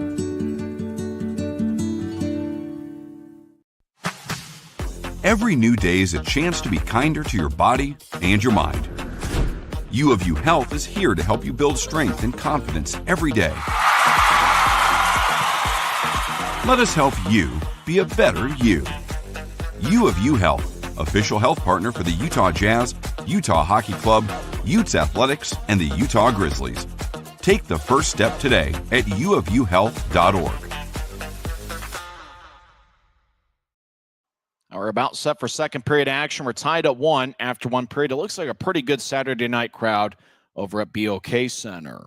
Well, Keaton Mastrodonato has been a star on Utah's power play this season. He has 2 goals and 12 assists on the man advantage. I imagine he might play a factor here on this power play unit for the Grizzlies. It's kind of interesting to think about the Grizzlies and their success offensively in the second periods. However, Utah does not have a second period goal in the first 2 games of this series in Tulsa. So they will put 20 minutes on the scoreboard clock. It seems like before every period, somebody rings this big bell. It looks like one of the Tulsa Oilers dancers will ring the bell. The Tulsa Oilers mascot pounds the bell. 20 minutes are on the clock. Grizzlies will be on the power play for the first minute 20 as Utah skates from right to left as we attempt to see the game on Flow Sports. Cade Nilsson's out there, and taking the draw is Cole Fonstad. Grizzlies won the draw. Brian Yoon will skate back into his own zone, and he'll drop it for Neil Shea, who gets out to neutralize. Shea crosses center ice, steps over the offensive line left wing. Shea skates towards the left goal line. He tried to shovel it across and fanned on it. Tulsa throws it towards the right point. Utah keeps it in. Riley Wood gets it towards Gallant, who shuffles back and forth. Now tapping off the end boards. Grizzlies skate towards the left corner. Getting the loose puck is Cade Nilsson. He gets knocked down. Nilsson gets back to his feet, and he will drop it for Gallant, who's got an A on his sweater, 19 assists this season. Gallant tried to pitch it up top. Puck stayed along the near wall, and Tulsa will shovel it out of the zone out to center ice. Puck goes to the Utah line. Yoon will move it ahead as getting the puck is Riley Wood. He'll skate towards his right. Wood will chip it to his right. Grizzlies over the line. Cross-ice feed to Nilsson, who slides into the high slot for Yoon. Over to the right side, one-timer, and that's blocked by Mike McKee. And the puck will trickle out to the Grizzlies zone. Utah retreats. Tulsa makes a full line change. As the Grizzlies dump it in, this may be the worst camera operator in the history of civilization. As Grizzlies out towards the left wing, and we're trying to do the best we can to describe the game to the listening audience. Obviously on Flow Sports, they can see the same thing I'm seeing. Grizzlies race out to neutralize. Grizzlies cross center, step over the offensive line. That looks like Lebster with his speed. Actually, it's Cooper Jones. Jones gets held up along the boards. We're back to skating 5-on-5. As Berg over to the right side. Puck spins to Mastrodonato, trying to get it back towards Jones, but he was skating more towards the middle of the ice. Oilers get to the left wing. Andrew Nilsson keeps it in as he knocked down Michael Farron. Nilsson, cross-ice pass towards Mastrodonato, chips it over to Fonstad. Fonstad, right wing just outside the circle, gets across to Mastrodonato, one-timer, and that one's blocked away by Bootjets. There's about 4 bodies out in front. Yoon trying to fire towards the net, and that one's drifted away. Now back to the high slot. Cooper Jones moves to the right side. Utah tried to get it out in front to Mastrodonato. It went past him as Tulsa will race out to center ice. Michael Farron will pitch it towards the Oilers bench. Tulsa over the line. They dump it in. As the Grizzlies retreat after it, Andrew Nilsson, who's got a point in all 3 games of this series, will move it to his right. Grizzlies Mastrodonato races across center ice. He'll step over the center red line. He'll stop and dump it in as Grizzlies make a line change of their own. As we played about 2.5 minutes of this second period, we're tied at 1 in what's been a good game so far. Tulsa, long-range pass connected as Connor Roulette, who's been a star in this series, he gets held up by Yoon. Roulette feeds it to the left point or left circle. Back to Roulette behind the net. He'll chip it. Centering pass, righty shot, and that misses wide as Reed Petrick was looking for the centering pass from Roulette. Grizzlies have the puck deep in their own zone as Utah spreads the ice. Grizzlies will twist it out towards Shea, moves it to the right side. Utah over the offensive line as the Grizz drop it. As Utah fumbled the puck a little bit. Camera's a little bit too wide to figure out who's who. 2-on-2, Tulsa over the line. They drop it towards the left circle. Lefty shot by Sean Olsen goes wide as the Oilers get double teamed in the right corner. As Cooper Jones pushes ahead. Actually, that might have been Yoon. Yoon looks like he's paired up with Dashke. Dashke's got a similar body type to Andrew Nilsson. We get a whistle as players from both teams are battling at neutral ice. And, puck might have been played with a high stick, maybe a hand pass. Didn't get to see the referee's signal. All we know is they stopped play, and the draw is going to be at center ice. 16:44 is left in the second. Last game of the series. Grizzlies will have one more road trip to Tulsa. That's going to be at the very start of March. And we are currently going to have a 6-game homestand, the next 2 weekends. We're going to have a tip jar, and we're going to see if we can raise enough money to be able to fly to Tulsa for that 2-game series so we can see the games live. Tulsa wins the draw. They ice the puck as the whistle blows with 16:38 left in the second. It's been a pretty good series so far. Both teams have played well. For Tulsa, they've been in a playoff position the entire season. They've been one of the more consistent teams in the Mountain Division. They have a record of 26-14, 4-2 on the year. They've been a pretty strong club at home with a record of 13-8, 2-2. Tulsa wins the draw. They skate from left to right.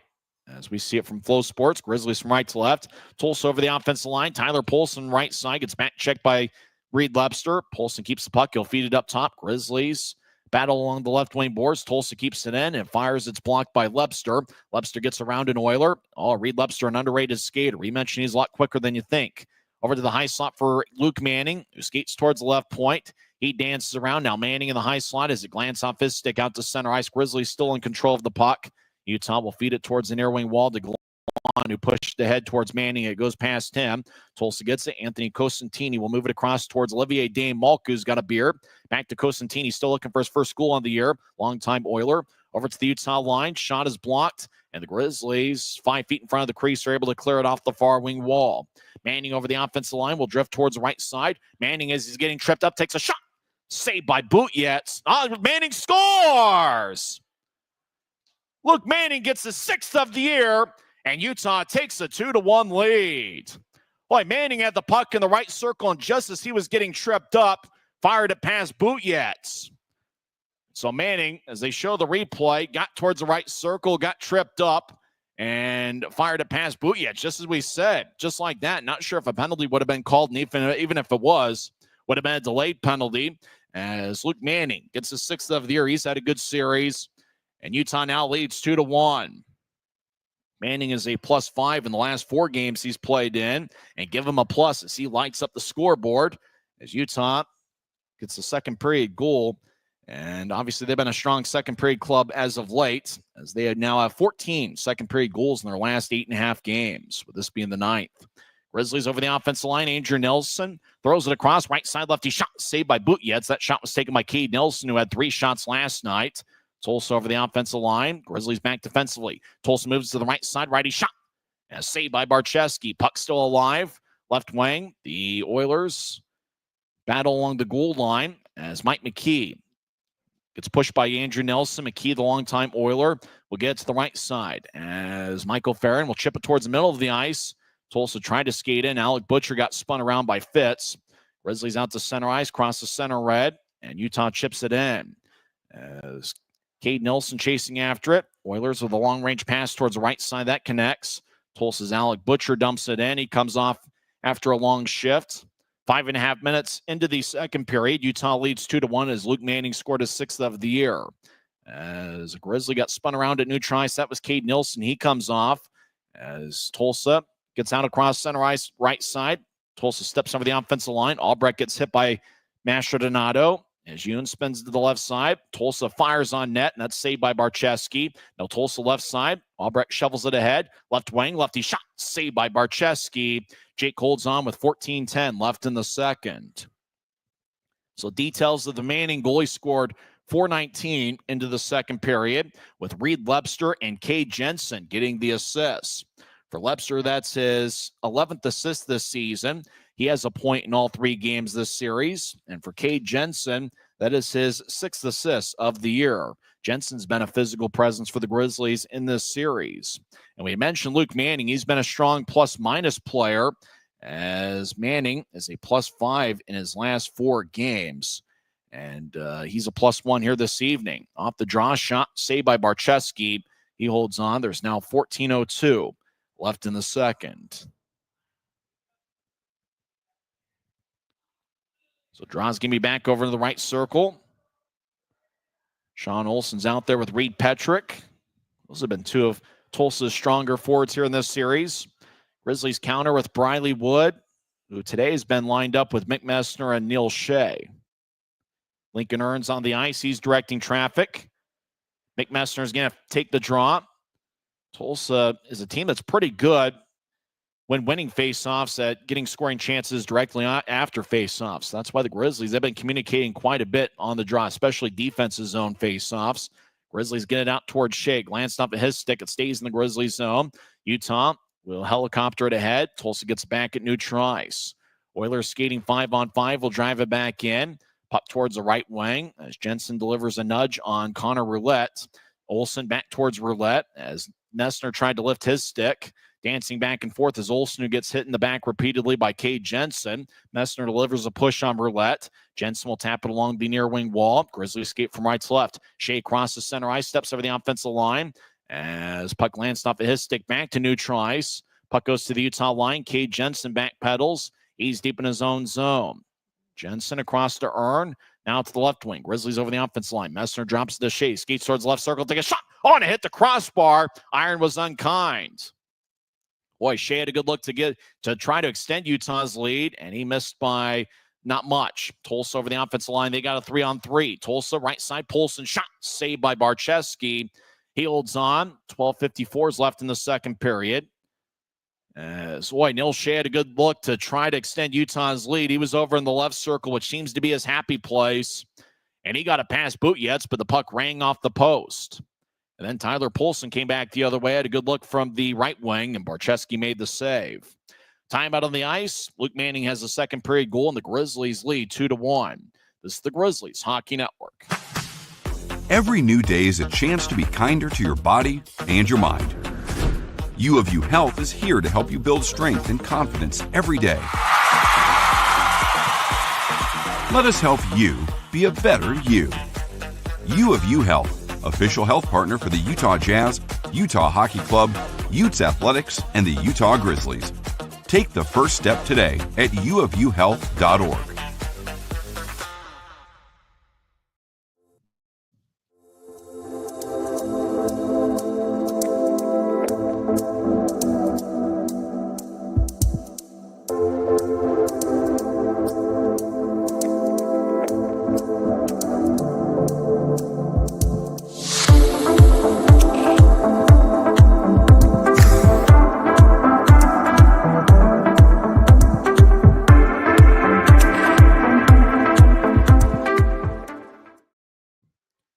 Looks like Tulsa gets their first power play of the game as Andrew Nelson got a high sticking minor, 7:06 in. Oilers on the power play this season is 21.4%. Oilers have the puck, high slot. Shot goes over Barcheski's head. It bounced off the glass. Dashke will spin the puck to the right point. Tulsa keeps it in. Oilers skate towards the right circle with momentum and speed. They'll drop it behind the net. Now back towards the right corner. Puck glances off a Tulsa stick. Grizzlies get it. Cole Fonstad has one shorthanded goal this season. He races towards the left wing. Cuts in. Takes a shot. Bounced off a Butjetz as the Oilers try to cut him off in front of the crease. Tulsa with a long-range feed that misconnects.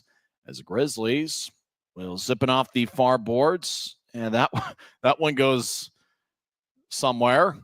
Tulsa out to center ice as the Tulsa mascot taunts Andrew Nelson for the second straight night. Tulsa into the offensive zone left wing. Oilers get it up top. Now left point. Tulsa gets back towards the left circle. 8 minutes into the second. Tulsa in their first power play of the game. Utah leads 2-1. Oilers get it up top. Now back towards the middle of the ice. Tulsa walks in. Righty shot is chipped away by a Grizzly stick. I think that was Jensen in the area. Now Tulsa gets up top. Oilers fake a one-timer. Now they'll move it towards the left wing. Righty shot, and that one's blocked away. That shot was taken by Petrick. It looked like it blocked off the stick of Jensen, who flexes it. Petrick, left side, will drop it. Somebody off the screen gets it. Now back towards Petrick, who feeds it back towards the left circle. Actually, Petrick now has it again. He's left side, gets up top. One-timer, and that one's blocked away. And the Grizzlies will bounce it in the right circle. Tulsa keeps it in. Oilers over to the left circle, skate in, back in shot, saved by Barcheski. That shot was taken by Solog Backage, number 14. Puck to the right wing, and it bounces towards the middle of the ice. Cade Nielsen gets it, and he clears it out. So Nielsen's penalty was 7:06 in. I believe we're halfway through the Tulsa power play. Utah is 0 for 2 on the man advantage tonight. Grizzlies have a first period goal from Asher Donato and a second period goal from Manning. Grizzlies take it away as Tulsa was entering the offensive zone. Aragon will lift it in. Puck to the right wing. Tulsa will skate around their net as the Oilers trying to get catch the Grizzlies on a back check. Tulsa steps over the offensive line. Left wing. Lefty shot saved by Barcheski. That shot was taken by Josh Nelson, number 19. Now the puck pinballs in front of the crease. Bounced off a skate. Bounced off a pad. Now centering pass shot saved by Barcheski again. And the puck goes out to neutralize. Grizzlies carrying the offensive zone. Utah right wing leading 2-1, lose the puck. Tulsa late in the power play. Will slide it across. Nielsen will come out of the box here shortly as Utah gets it to Reed Webster, who's got a point in all 3 games of the series. He had an assist in the Manning goal. Ahead to Gallant near the Grizzlies bench. Gallant gets tripped up, no call. Grizzlies Reed Webster skates down the middle of the ice. Couldn't get a shot off as he was fumbling the stick. Webster will drop it off as Manning avoids a check. Manning 1 goal tonight, but he tried to avoid a second check and lost the puck. As I think Nielsen is out of the box right now. We're skating 5-on-5. Nielsen delivers a hit on Mike McKee. Puck goes out to center ice. Manning drops it for Webster over the line. Webster dances around on the right point, and he'll drop it. Grizzlies skate in, but we get a whistle, and the puck might have exited back to neutral ice as Webster took a hit over on the right point. 9:37 is left in the second. There is that possibility that maybe Tulsa got called for a penalty. We'll find out when we come back in 1 minute. It's the Grizzlies 2 and the Oilers 1. This is the Grizzlies Hockey Network.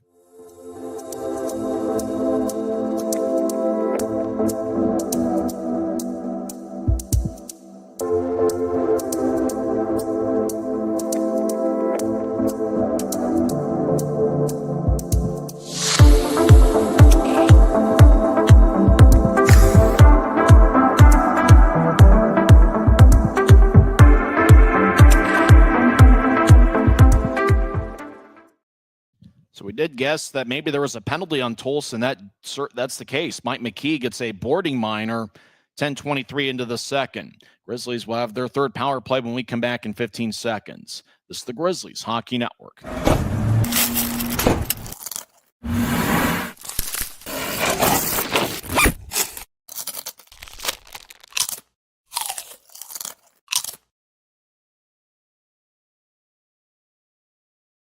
Tulsa's Mike McKee gets 2 minutes for boarding, 10:23 into the second. Utah leads 2-1. Tulsa's outshot Utah 20-14. Grizzlies on this power play unit will have Mastrodonado, Messner, and Webster. Up top, we imagine is Dashke and Shea. If they're both healthy enough to go, we can't see the 2 players from the point. As Messner will take the draw. He hasn't missed a game since he joined the Grizzlies. Hasn't missed a regular season game, that is. Messner wins the draw. And it's Fonstad and Dashke. As Dashke gets to Fonstad, back to Dashke, over to Fonstad on the right wing. He's got 8 goals in his last 8 games. Fonstad switches places with Dashke. Now Dashke gets the right side across near goal line. Webster righty shot saved by Butjetz. Puck goes towards Mastrodonado. Over towards Webster. Gets it back to the Maestro. He's in the left wing. Mastrodonado 1 goal tonight. Chips it back up top to Dashke. Dashke switches places with Fonstad. He'll feed it to Mastrodonado. Does Dashke. Over to Webster. Dangles back and forth. Gets it to Mastrodonado. Left side. He'll take a righty shot. And that's blocked. As it might have been blocked by McNally. As Fonstad will shuffle towards his left. He'll drop it to Mastrodonado, who's over in the left wing. Back up top to Fonstad, who backhands it over to Fonstad, who's in the left point. Mastrodonado over to Fonstad, who skated towards the right wing. Fonstad gets it off the right wing boards. Over to Dashke, back to Fonstad, across Mastrodonado. He'll get it to Webster. Webster left side, down the middle towards Dashke. He'll take a lefty shot, and it goes wide. Puck still alive. Mastrodonado gets it in the left wing. Shoulder fakes. Now he gets it to Fonstad, right side. Fonstad directs to Mastrodonado. One-timer, and that one goes wide as Butjetz had to sprawl towards his right as he was leaving some stick side. Dashke down the middle, shots blocked. Dashke gets it back. Grizzlies been in the offensive zone for quite a bit here. Fonstad dangles on the right side. He'll get it to Messner. Messner in the right circle. He'll chip it back up top to Dashke. Dashke over to Mastrodonado. He'll gather the puck and he'll skate towards his right to the high slot. Back to Dashke. One-timer saved by Butjetz. Rebound shot and score! I think it's Reed Webster getting his 11th of the year. Dashke took the shot from the right side. It bounced off of Butjetz. And all alone in the left side is Reed Webster, who's been as good as any Grizzly in this series.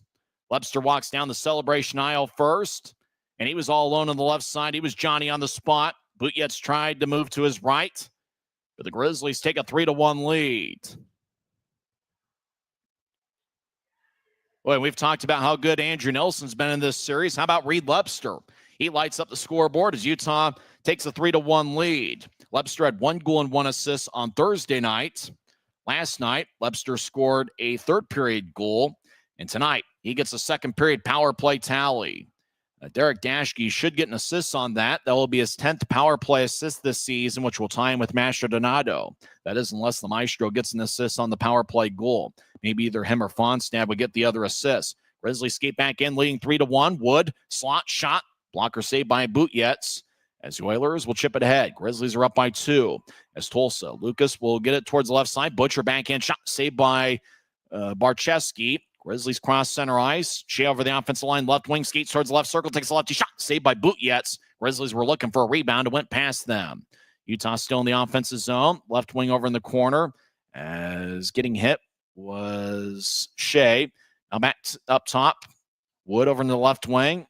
They'll drop it back near the left corner. As looks like Manning's over there. As he gets hit in the side. Grizzlies get it left wing. Shea fires towards the net. As saved by Butjetz, and everybody going after Luke Manning. And now it looks like a teammate's taken up for Manning. Manning had the audacity to try to get a dirty, greasy goal out in front of the net. The Oilers converged on Manning. Briley Wood and Neil Shea immediately protected their teammates. So the details of the power play goal. It was Lepster getting his 11th of the year, with Dashke and Mastrodonato picked up the assists. So Mastrodonato now has 1 goal and 1 assist tonight, and he continues with his lead in power play assists with 11. Dashke picked up his 10th power play assists. Dashke continues to lead Utah in power play points with 15 on the season. And Lepster's got a point in all 3 games in this series. He now has a point in 7 of his last 10 games, this being the 10th contest.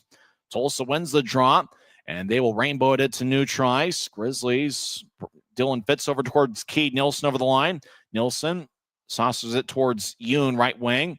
Yoon behind the net. Aragon gets double teamed, and the Oilers to the middle of the ice. Fitz goes down. Tulsa's got numbers. Oilers cross center ice. Now 3-on-2. Oilers get to the left wing, but they couldn't handle the puck as they dropped it toward him. Now Grizzlies come back the other way. 3-on-1. Utah on the right wing. Fitz skates in. Shot saved by Butjetz. Rebound towards the left side goes past Dashke.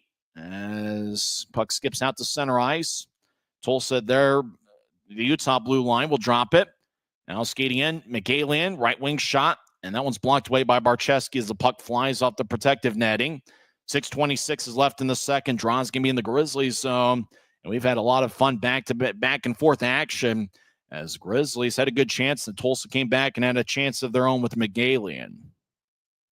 So Draw's going to be in the Grizzlies zone, and once again, Jake Barcheski's put together a star effort.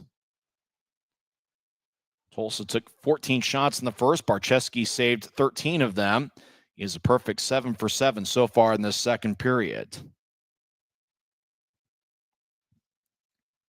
So already a multiple point game for Keaton Mastrodonato and Reed Lepster as both guys have 1 goal and 1 assist. As Tulsa wins the draw right side. Canal fired towards the net and went wide.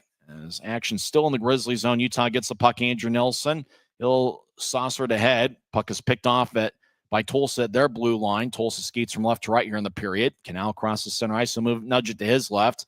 Oilers over the line, skate towards the left circle, now around Barcheski's net.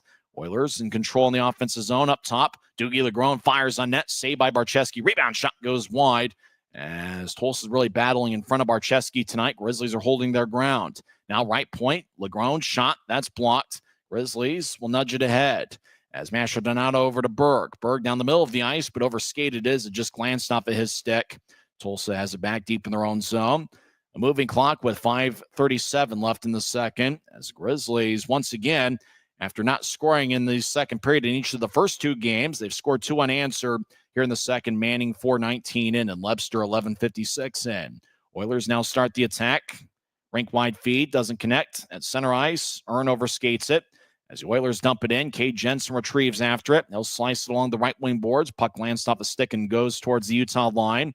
Oilers will roll one off the near wall as Tulsa spreads the ice, left wing. As the Oilers step over the line, they'll dump it off the backboards. Cade Jensen gets it. Lincoln Earn about the same time was near the puck. Backage gets hit in the back. He'll throw it to the left point. Oilers fire a lefty shot, and that's blocked about 30 feet in front of Barcheski. And Tulsa will backpedal into their own zone. Lucas will outlet it to neutral ice. Now the Oilers back it out. Oilers once again cross center ice, and they'll dump it in. Barcheski will drop it behind his net as Earn will push it out towards Lepster, back towards Lincoln Earn. Earn, a second-year pro out of Canisius. He was a college teammate with Mastrodonato and Barczewski for 4 years. Ern dumps it in at the end of his shift. Grizzlies will reset the attack with 5 fresh skaters. 3 games in 3 days, though. Who's really fresh? Although you can't tell tonight with the effort both teams have given.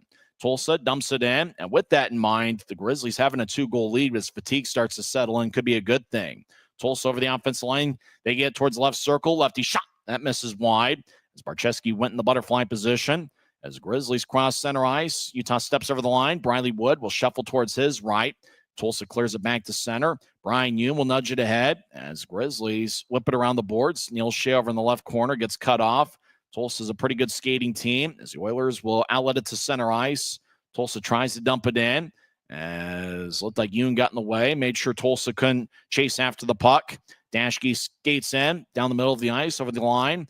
Over to Messner, back towards Dashke, tries to fire on net. It goes wide through the mouth crease to the left wing wall as Messner around the boards towards Shea in the right corner. Shea tried to throw it to the point, but nobody was home in the right wing as Dashke will skate back towards the Utah line with the puck. He'll nudge it ahead off the near wing wall. Tulsa with the long-range feed out to center ice. He glanced off a Butcher, moves it ahead. Farron over to McKee on the right side. He was thinking about a one-timer, but mishandled the puck. Grizzlies get it ahead to Shea, races across center ice. Shea over the offensive line, 17 goals this season. He'll push it towards the middle of the ice. Andrew Nelson looking for a lefty shot, and that one goes wide as he got nudged to his right side as he was taking the shot. Oilers dump it back in as Andrew Nelson plays it behind Barczewski's net. Less than 3 minutes are left in the second period. Utah leads 3-1.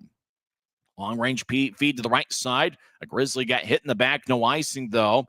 As action deep in the Oilers zone, a Grizzly goes flying in the right corner as Fitz takes a seat. He gets back to his feet. Tulsa comes up with it 1-on-2. Oilers over the offensive line. Dangling, left circle. And a righty shot goes wide as Tulsa had a tough time keeping their balance on the play. Cannell, right side, he fires on net. And that one's blocked away. Might have gotten all the way towards Barczewski. As Grizzlies tried to clear it out, Tulsa keeps it in, and they'll throw it to the right corner. Oilers, Josh Nelson got spun around by Lincoln Earn. Puck goes to Mastrodonato, and he'll chip it off the glass out to center ice. Cooper Jones with a back check on an Oiler as the Tulsa Oilers will whip it back in. Taking the puck, we believe, is Cade Jensen. About 2 minutes are left in the second period. It's 3-1 Grizzlies. Jensen will push to his right. We've had a long time since we've had a whistle. Turnover. Tulsa down the middle of the ice. Lefty shot is blocked away. Jensen might have gotten a stick in the way. Jensen will spin it along the right wing boards. Tulsa with a rink-wide feed. Now back towards the right side. Righty shot. Saved by Barczewski. He holds on with 1:46 left in the second. Boy, good passing by the Oilers. They had the puck in the right wing, fed it across, and then the guy from the right point cut back towards the net. He received the pass in the right circle and had a grade A chance with momentum, but Barczewski made the stop with 1:46 left in the second. So it's the Grizzlies 3 and the Oilers 1. We're back in 30 seconds. This is the Grizzlies Hockey Network. From commercial to recreational truck accessories, Mountain Land Truck Outfitters has got what you need. Flatbeds, spray and bed liners, lifts and leveling kits, wheels and tires. Mountain Land Truck Outfitters proudly uses a brand you know and trust. And with our experienced, knowledgeable, and friendly staff, your visit here will be informative and enjoyable. Stop into our convenient location in Provo at 265 South 100 West or call 801-225-4637 to get a quote for your fleet or individual truck. Mountain Land Truck Out.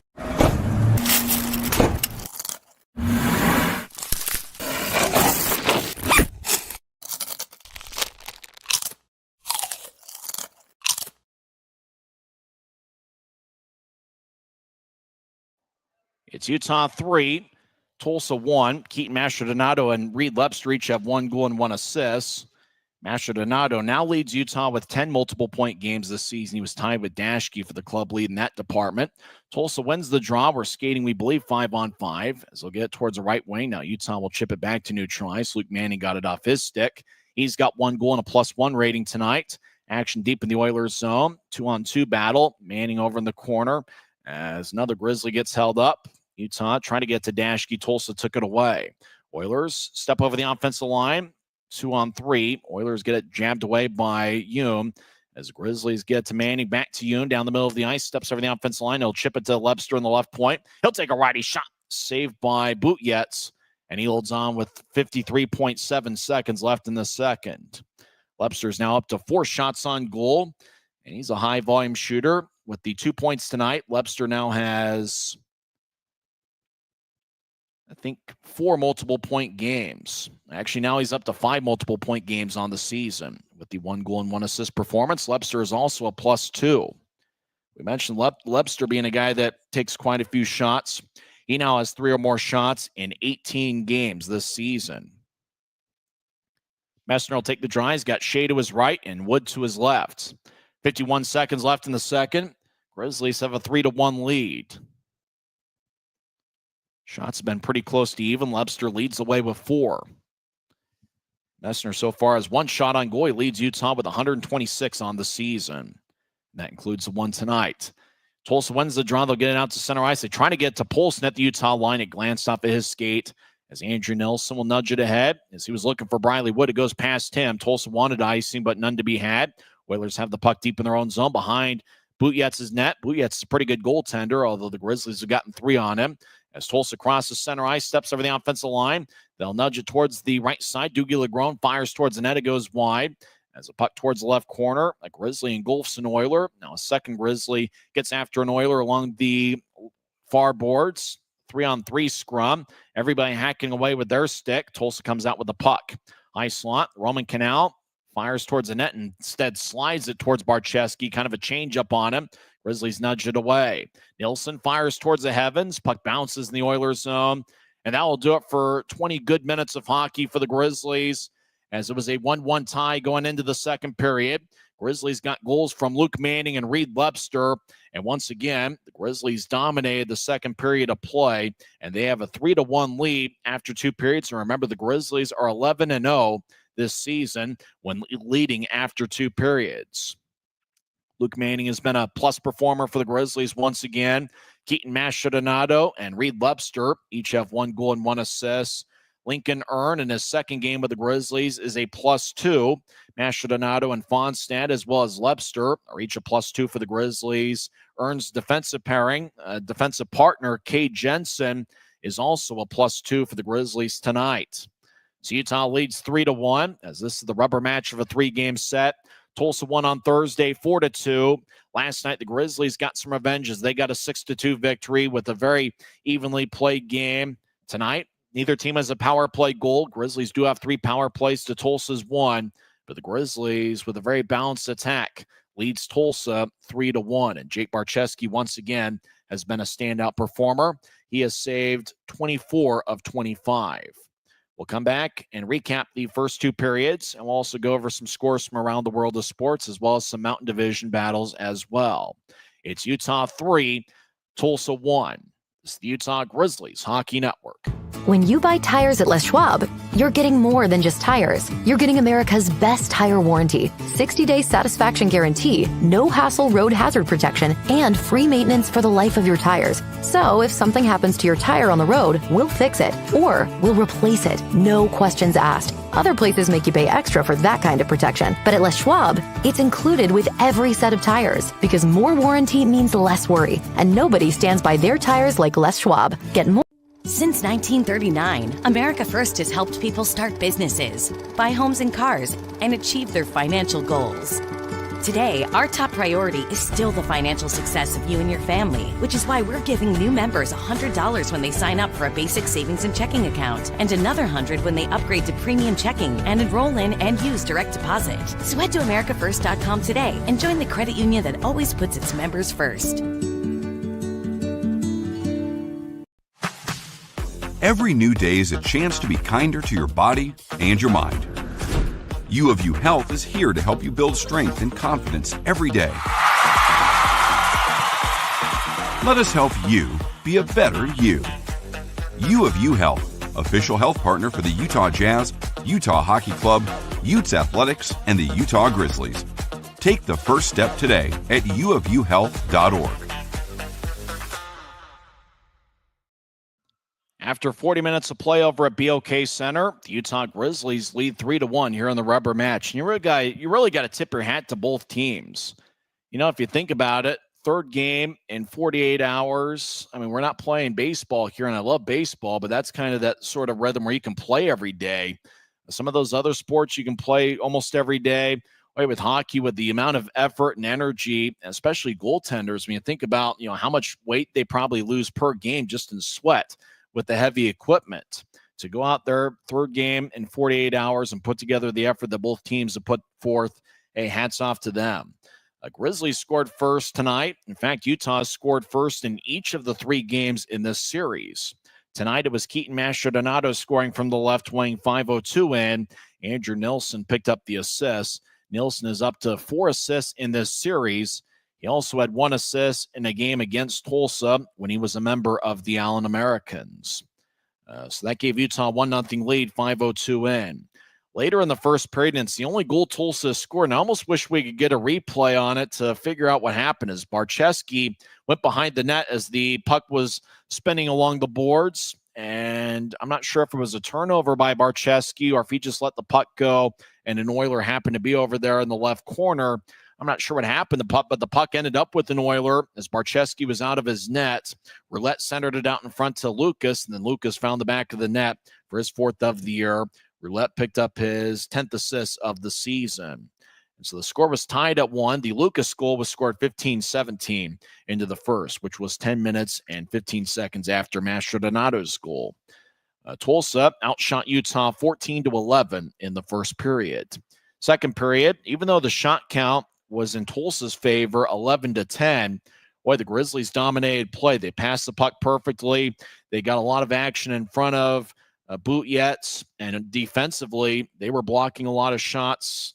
They really made things tough on Tulsa, and the Oilers like to get bodies out in front of the net and screen goaltenders and do all the blue-collar stuff, and the Grizzlies have done a good job putting together a hard-working, blue-collar type of defensive effort. After all, Tulsa is one of the better offensive teams in the league, averaging 3.5 goals per game this season, and the Grizzlies defensively, especially in the second period, put on a bit of a clinic, and they've been outstanding defensively. Lincoln Earn has proven to be a pretty strong addition. He's a +2 tonight. He's been paired up with Cade Jensen. That's been a very strong physical defensive pairing. And offensively, Grizzlies are getting contributions from multiple lines. The Mastrodonato, Fonstad, and Berg line has had a good game. And once again, the same line that was there were standouts on Thursday, Manning, Gallant, and Lebster. That line has contributed as well. And anytime the Shea, Messner, Wood line is on the ice, they're a threat to score. And even though they haven't put up any points tonight, all 3 of those guys have contributed to a few good scoring chances. So what can you say? It's been a team effort by the Grizzlies. In the second period, it was Luke Manning scoring 4:19 into the second, and it was a bit of a highlight in that he took the shot, skated towards the right circle, and as he was taking the shot, he was getting tripped up. It wasn't quite Bobby Orr in the Stanley Cup Finals over 50 years ago, but it sort of was. It just, he gets tripped up, and as he's falling down, just kind of fired on net, and I'm not sure if the angle that Manning was at, if it distracted Butjetz or whatnot, but it ended up having the perfect accuracy as Luke Manning scored his 6th of the year. Reed Lebster and Cade Jensen picked up the assists, and that was a 5-on-5 goal. It was scored 4:19 into the second. Then the Grizzlies, they got a power play in the second period. Mike McKee got a boarding minor for whatever reason. According to the ECHL box score, they don't have it listed as a power play goal, though based on the timing, it should be a power play goal. Utah should be 1 for 3 on the power play, even though the stats on the ECHL app have him as 0 for 3. Lebster gets a power play goal, 11:56 in, with Dashke and Mastrodonato getting the assists. And so if we're talking about standouts in this series, it'd take us the entire intermission to go through everybody that's played well. Andrew Nelson, we had mentioned him as he's put together a good performance with 1 assist. He's got a point in all 3 games in this series. How about Reed Lebster? He's a guy that's faster than you think. He's quicker than you think. He gets up ice, and he's one of the few Grizzlies that can create his own shots, meaning that he gets the puck at neutral ice, can slither his way into the offensive zone, find either the left wing or the right wing, whatever he prefers. It seems like he likes the right wing just a little bit more, and he's able to find a way to create his own shot out of almost nothing. And Lebster's done that on a couple of occasions tonight, and for the 18th different game this season, got 3 or more shots. and Lepster now has a point in 7 of his last 10 games. As he has 1 goal and 1 assist, he now has 7 multiple-point games on the season. And so Lepster's been a standout. Keaton Mastrodonado have been doing it, distributing the puck, and he picks up another assist, which came on that Lepster power play goal. And Mastrodonado, obviously, with a goal 5:02 into the first period, he now leads Utah with 10 multiple-point games on the season. So, you're talking about a lot of standouts for the Grizzlies, and obviously Neil Shea's kind of lying in the weeds, and he's going to come up with a big goal at some point. Grizzlies will be looking for some insurance in the third period, but Utah does have a 2-goal lead, and the Grizz have done a good job this season protecting leads. I imagine they're not going to get too aggressive, too crazy. Tulsa's only had 1 power play, so the officials might be looking to blow the whistle a little bit. Grizzlies have to play a disciplined third period, and if they do so, I think they're going to come away with the 2 standings points in a series victory. After 2 frames, it's the Grizzlies 3 and the Oilers 1. In terms of who's been aggressive shooting the puck, Reed Lepster leads the way with 4 shots. Grizzlies have quite a few players with 2, including Mastrodonado, Briley Wood, as well as Neil Shea, Cole Gallant, and Cooper Jones. Then quite a few Grizzlies with 1 shot on goal. Tulsa's shots have been pretty balanced. Roman Canal's got 3, and it looks like 8 different Oilers have 2 shots on goal, and 6 or 7 Oilers with 1 shot through 2 periods. Tulsa leads the league in shots per game at 36.5 on the year. They have 138 shots in the first 3 games of the regular season series against the Grizzlies, and Tulsa right now has 25 shots on Jake Barcheski, who has saved 24 of them. You have Yakoslav Butyets, saved 18 of 21 for the Oilers. When we come back, we'll go over some other league scores, and we'll check in specifically on the Mountain Division, and we'll also check in on those who are living the dream, as we'll go over some NHL scores on this busy Saturday night. Utah leads Tulsa 3-1. This is the Utah Grizzlies Hockey Network. Thanks to Les Schwab Tires, I'm a confident backseat driver, but Mom's a little stressed about spending. Remember, breathe in. Now watch your speed and breathe out. Good. Even though we're watching our wallets, Les Schwab is still watching out for our safety. So turn here. Help keep drivers and backseat drivers safe with Les Schwab Tires. From commercial to recreational truck accessories, Mountain Land Truck Outfitters has got what you need. Flatbeds, spray and bed liners, lifts and leveling kits, wheels and tires. Mountain Land Truck Outfitters proudly uses a brand you know and trust. And with our experienced, knowledgeable, and friendly staff, your visit here will be informative and enjoyable. Stop into our convenient location in Provo at 265 South 100 West or call 801-225-4637 to get a quote for your fleet or individual truck.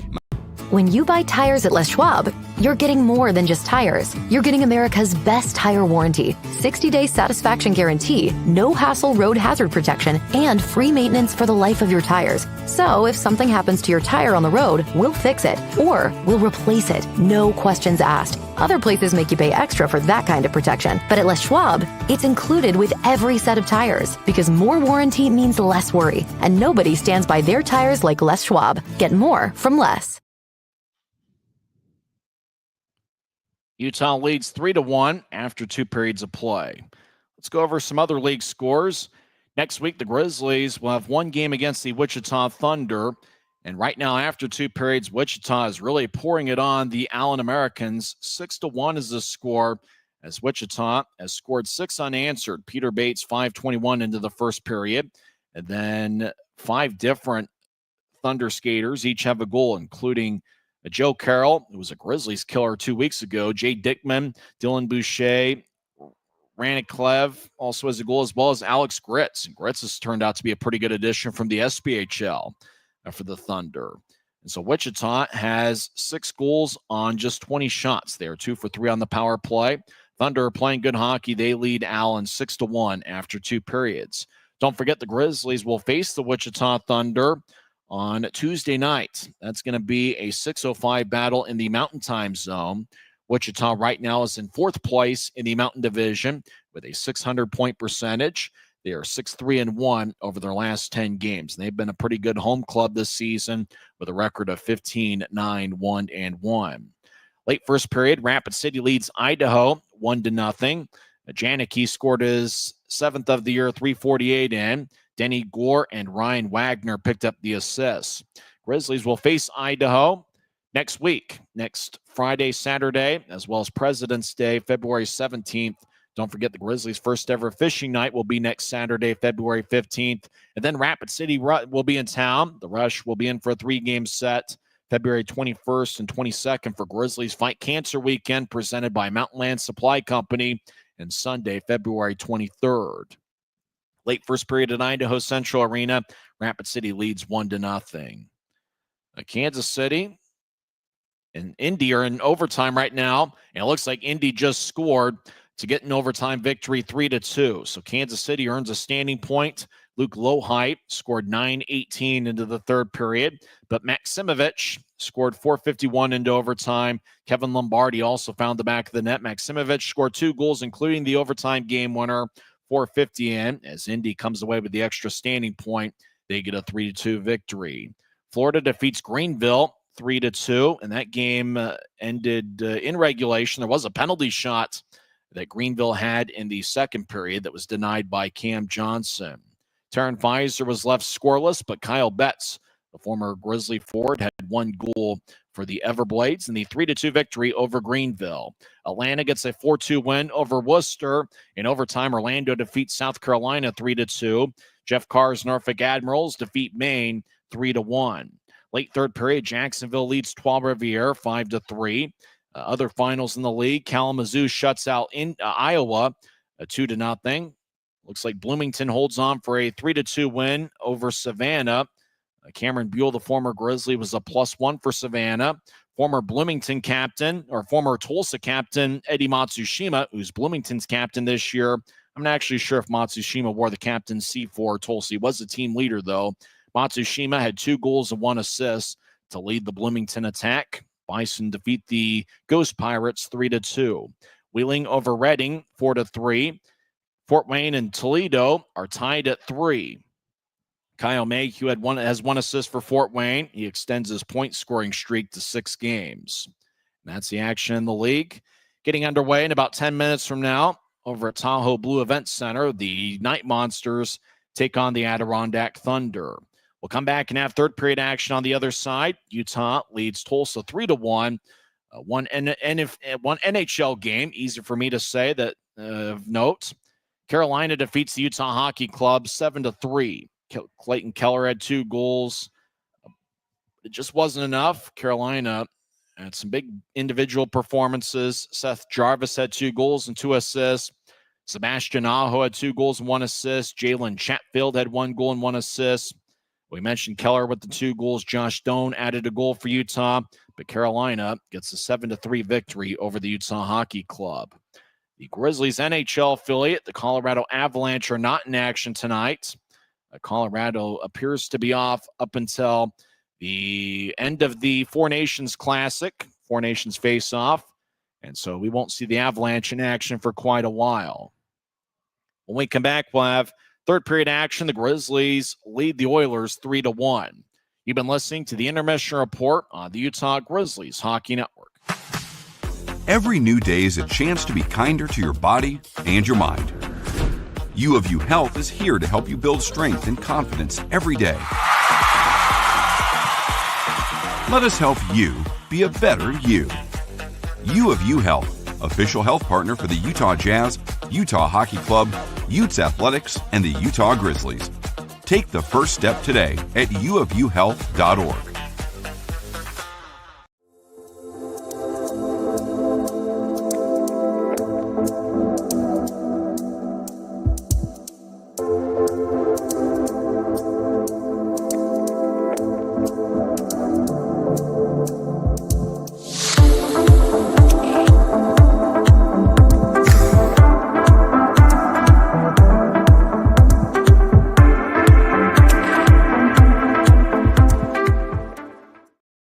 About set for third period action. Utah has done a good job protecting leads this season. They are 11-0 when leading after 2 periods, Once again, the Grizzlies had a strong offensive second period. They have a second period goal in 25 of their last 31 games, and they now have 15 second period goals over their last 9 games, this being the 9th game. Reed Lepster scored a power play goal, 11:56 into the second. Utah's 1 for 3 on the power play. Tulsa is 0 for 1. If the Grizzlies play a disciplined third period, you know that Tulsa is going to come out with a pretty strong effort to try to climb back into the game. Utah can win 2 out of 3 games in the series. Lincoln Earn and Cade Jensen are each a +2 for the Grizzlies. And if Utah starts with the same 5 that started the game, it will be Manning, Lepster, and Gallant out there with Yoon and Dashke. Tulsa's starters might be Polson, Bakic, and Gazizov. That's the 3 forwards with Andrew Lucas and Cade McNally. 20 minutes are put on the clock. Score bug as we see it on the top left corner of the screen. And Tulsa wins the draw. McNeely over towards Lucas, who moves out to center ice off a Polson stick. Luke Manning will throw it back to the Tulsa line. It glanced off Lucas' stick. He'll regather the puck and slide it towards McNally. McNally back to Lucas down the middle of the ice, 15 seconds into the third. Lucas dumps it in as Brian Yoon will chase after. He gets the puck behind Barczewski's net. Barczewski has saved 24 of 25. As Tulsa nudges it away, right side, they lose the puck in the middle of the ice. Lepster will clear it off the far wing boards. Puck to center ice. Dumping in is Luke Manning, who's had a good game. And that's been a strong forward line for the Grizzlies this week. Lepster, Manning, and Gallant, they come off the ice. Tulsa steps over Utah ice, and they'll dump it in as Cooper Jones delivers a shoulder push. Grizzlies race after the puck near side as Adam Berg tried to nudge it ahead towards Mastrodonato. Tulsa comes back into the offensive zone. As we're hanging out at the Grizz Cave, watching this one, unfortunately, some of the key details of the game have gone missing from time to time. So you got to bear with us. Hopefully, if you're listening on YouTube, Tulsa will fire it off the near wing boards. Puck goes back to neutral ice. Adam Berg on the back check gets it. He'll skate towards the Utah line. Now the puck goes deep into the Grizzlies zone. Jones and Nielsen back check with an Oiler as the puck goes towards the right wing. Tulsa tried to fire through the net and instead threw it through the crease towards the left wing. Grizzlies skate from left to right here in the period. Cooper Jones ahead. Grizzlies will loft it out to center ice, 2-on-2. Jones or Fonstad tried to get towards Mastrodonato. Pass was deflected by an Oiler. Mastrodonato stepped over the offensive line. Grizzlies are called for offsides with 18:29 left in the third. Lincoln Earns out there with Cade Jensen as the Oilers change last, being the home team. Grizzlies have Mick Messner taking the draw with Briley Wood to his right and Neil Shade to his left. There's a draw won by Utah, but the linesman says, my bad, we'll do it over again. Rocco Stakoviak and James Kraft are the referees. Kyle Gaspari and Riley Hickey are the linesmen. And Hickey's the one that drops the puck. This time Messner wins the faceoff, but it goes between Earn and Jensen. Chasing after it's Cade Jensen in the right corner deep in the Grizzlies zone. As he'll nudge it ahead. Puck bounced off the stick onto Mick Messner. Will tap it off the glass. Messner swung and missed it, trying to clear it out. Puck goes back towards Messner. He'll carry it out to center ice himself. He'll cross the center red line and shovel it in. Briley Wood to the left side, gets towards Messner, gets double teamed, and Tulsa will jab it out to center ice. Tulsa one-hands it towards Barczewski. An Oiler came crashing after him, so Barczewski just covers up, and he stops play with an even 18 minutes left in the third. So Draw's going to come back into the Grizzlies zone. And really, if you're the Grizzlies, you talk about, and we talk about it all the time. Normally, it's on a Sunday with the third game in 3 days. You know, the Grizzlies will have that a couple weeks from now when they play Rapid City. But having a lead, especially as fatigue starts to settle in, third game in 3 days, you know, having a lead is certainly huge. It seems like a team, if you get a 2-goal lead in this sort of situation, it's almost a guarantee. Tulsa seems to be that type of team that's trying to get bodies out in front of Barczewski. So Utah's going to have to pay the price and physically make sure that, and mentally really, be in the right place at the right time. And, you know, as tired as you can be physically in this scenario, it's really mental fatigue. You know, all the quick decisions that a hockey player's got to make over the course of a game. Can the Grizzlies stay mentally sharp here for this final 20 minutes of play? And really right now, the final 18 minutes of play as Utah is nursing a 2-goal lead. Messner will take the draw against Alec Butcher. Butcher's been a team leader for Tulsa. He's got an A on his sweater. Butcher's a native of Anchorage, Alaska. Oilers win the draw. Right side, righty shot. That one goes wide as they miss the net. Stick side on Barczewski. Now Tulsa left side shot Blocker saved by Barczewski. Now the Grizzlies will move it out to Briley Wood as Wood gets cut off by Olivier Dame Malka, who's a native of Montreal. Puck goes deep into the Oilers zone. Tulsa back in the near corner. They start the attack. Grizzlies on a back check as Tulsa will drop it back towards Malka.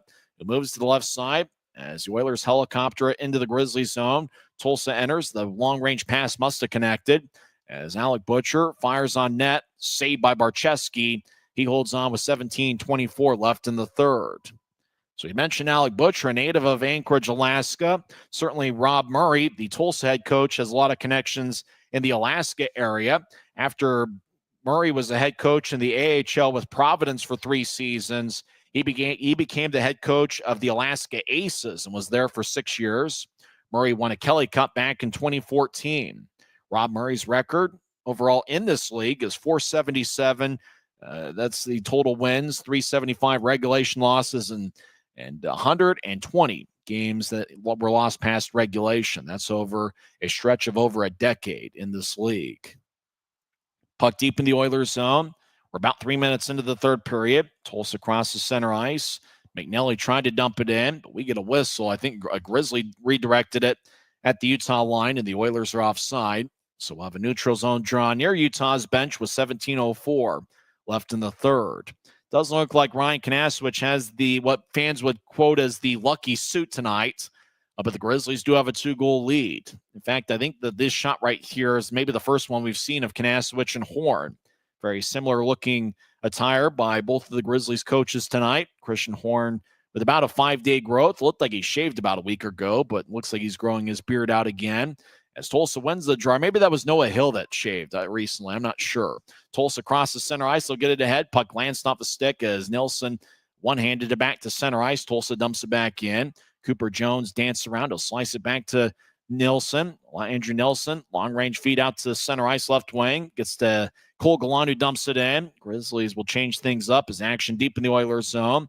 Tulsa 3.5 minutes into the third period with a stretch pass that doesn't connect near the Oilers bench. Oilers get called for icing with 16:28 left in the third.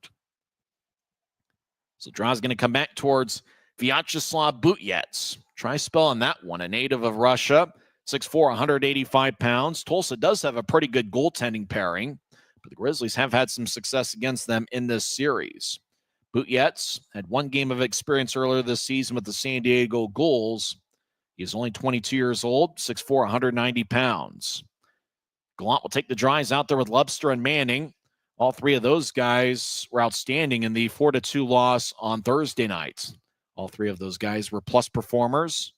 In the plus-minus category, Gallant and Manning each had 1 assist, and Lebster had 1 goal and 1 assist. Each of Utah's 2 goals on Thursday came in the first period. Tulsa scored 3 unanswered to win 4-2. Oilers win the draw. They'll throw it to the right point. Yoon gets tripped up.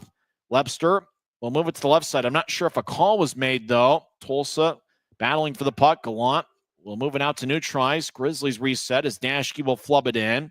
As Yoon will come off the ice, looks like he's favoring his upper body a little bit. Boy, I'm not sure a call was made there. It looked like Yoon got tripped up in the right point, but we continue to play 5-on-5. Tulsa will stretching out to center ice. Oilers tried to nudge it ahead. Oilers over the offensive line, but everybody stopped skating as it appears Tulsa's offside. Oiler had the puck in the right circle, and the linesman jumped in front of him to make sure that, I guess, Tulsa didn't fire anything towards Barczewski. So draw's going to be at neutral ice. Last game of the series over at BOK Center. Grizzlies will be at Intrust Bank Arena on Tuesday night. I think the team, as they were leaving for the road, they were still unsure where they were going to watch the big game tomorrow. Where they were going to watch it in Wichita or Tulsa. I think they're going to watch it in Wichita. As the Oilers win the face-off, they'll dump it in. I know everybody's tired about a Chiefs-Eagles matchup, although I think it's going to be a fun game. It was 2 years ago. McNally left point. Lefty shot goes wide. He missed the net glove side on Barczewski. McNally fires onto Barczewski. It goes wide again as Cole Gallant delivers a hit on Connor Roulette over in the left corner. Puck to the right wing. Grizzlies get physical. Nice hit by, I think, Luke Manning. Puck goes out to center ice. Grizzlies chase after it. Boy, Manning's put together an outstanding effort tonight. He knocks down an Oiler at neutral ice as Grizzlies touch it up. No, it's still Oilers.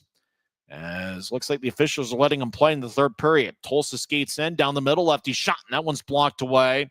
As the Grizzlies throw it to the left side, but not out. As Lucas dumps it in deep, he comes off the ice at the end of his shift. Tulsa to the middle of the ice. Petrick, righty shot, saved by Barcheski. And he holds on with 14:54 left in the third. Boy, the Oilers got a centering pass to connect to Reed Petrick, who's a pretty good goal scorer. And Barcheski made a nice save, and he dove in front of the crease to cover up with 14:54 left in the third. Boy, they put the spotlight on Jake Barcheski, and you bet he's been a standout once again tonight. Dashke's out there with, let's see if Yoon's out there. He was shaking up. Yoon is on the ice. He doesn't miss a shift. Looked like he was coming off slowly after his last shift.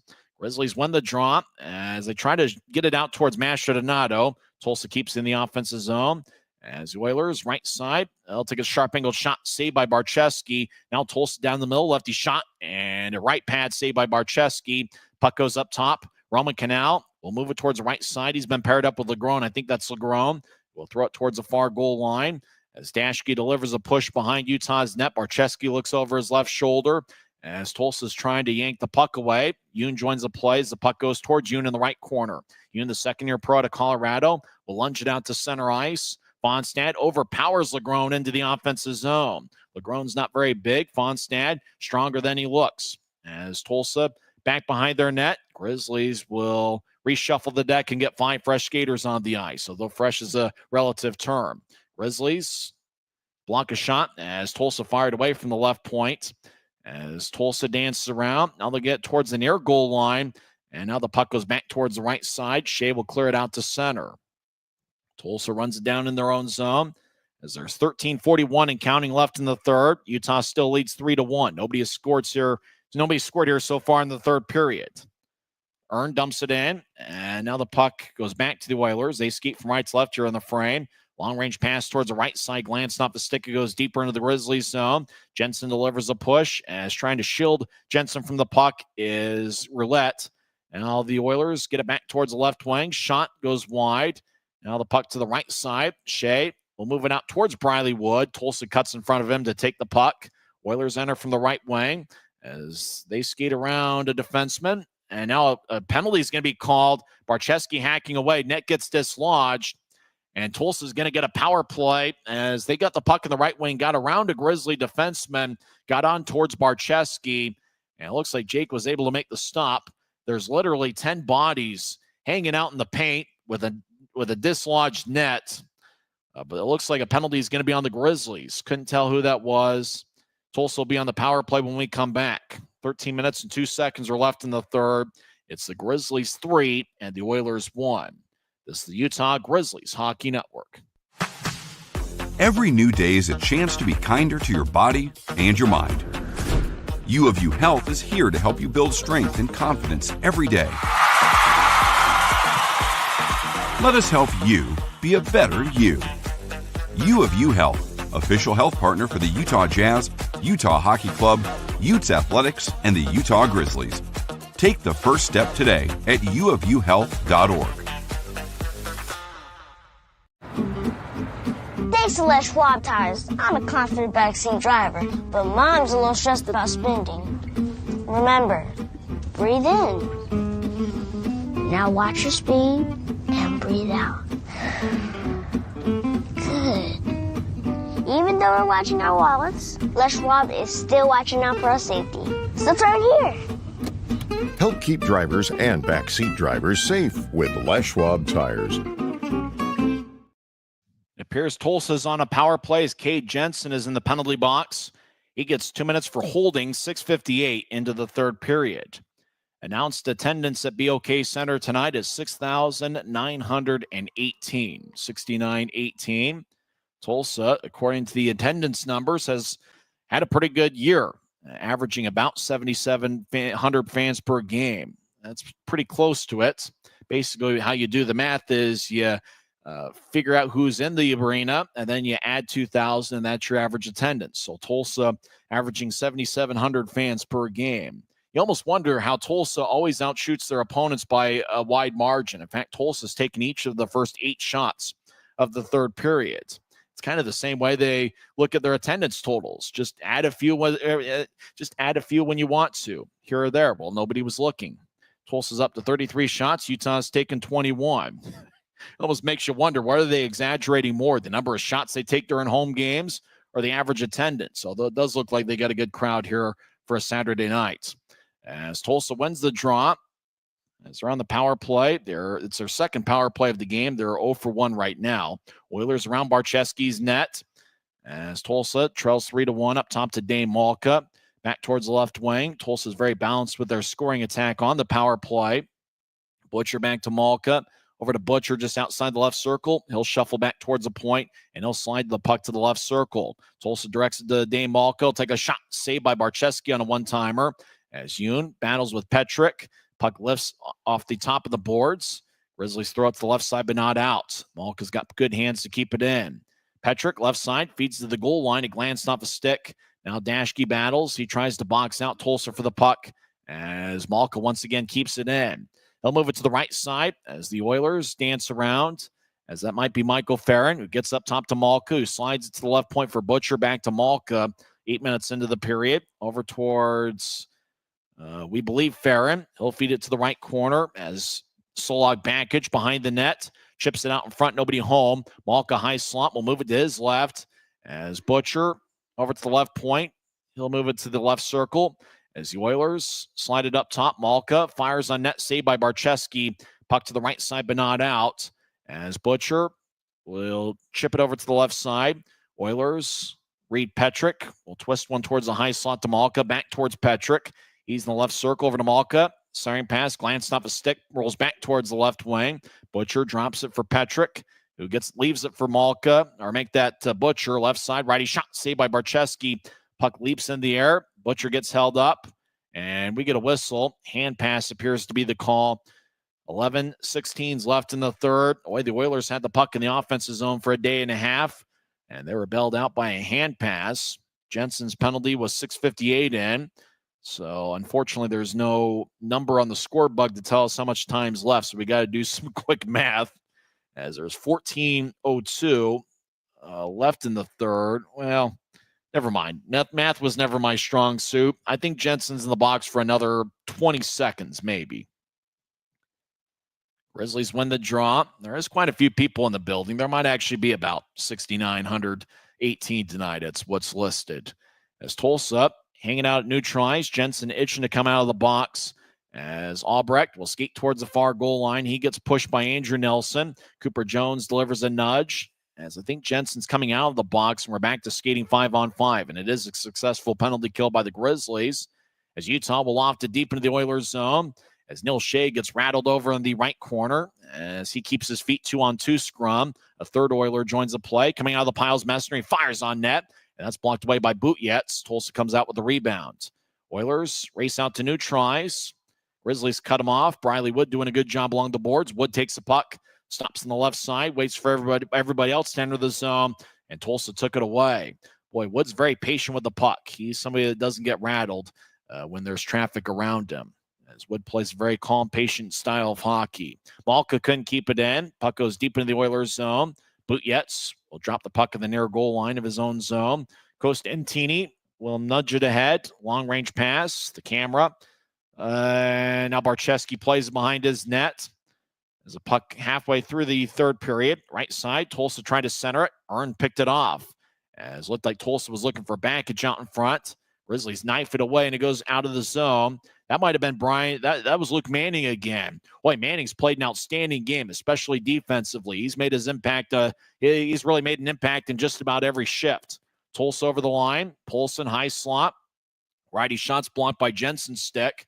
Now Tulsa gets to the right side, tries to get around Webster. Tulsa centering pass is wide of the mark. Manning was in the area again. McNally takes a shot, and a teammate tries to get out of the way. Grizzlies will carry it out across center ice. Webster over the offensive line, moves to the left wing for Gallant, who's got 2 goals this season. He gets poked away by Lucas. Oilers nudge it off the far boards. Taking the puck, Dougie Legrone, right side shot, saved by Barczewski. Backage gets cut off by Webster as Backage was looking for a rebound. As the Oilers over to the left wing, Backage will race towards the right corner. He gets there before Manning. He'll push the puck towards the right point. Less than 9 minutes left in the third period. Utah still leads 3-1. As Cooper Jones delivers a push in the right corner. Oilers skate towards the high slot. Now Tulsa to the left wing have momentum. They drop it off for McNelly. He overskates the puck. A Grizzly goes down, and that's Lebster. And Tulsa regathers the puck. No penalty on the play. Lebster's back to his feet. Tulsa over the offensive line. They look for a cutter out in front, and Albrecht's pass goes wide of the mark. As now Utah will cross center ice. As on the back check, Jones lost it. And now Utah will dump it in. Tulsa makes a full line change. As the puck is deep in the Oilers zone. As both teams will spread the ice. Tulsa will nudge it to the left side. As Roulette with good speed gets around two Grizzlies. He tries to slither his way through Yoon. Now Roulette's over in the left corner. Gets hit by Yoon. Taking the puck still in Fitz. Fitz behind his net. As he gets nudged. Dashke's in the area. As puck now in the right corner. Dashke and Yoon double team an Oiler. As Tulsa gets it up top. Now across to Canal. Canal left side. Dances around. He'll skate towards the left point. Now he'll roll it out to the left point. Grizzlies nudge it back to center ice. Good defensive play by Derek Dashke. As the Oilers pitch it out to Canal left side. As he'll loft it into the right corner. Puck up opposite the right circle. Taken by Dashke.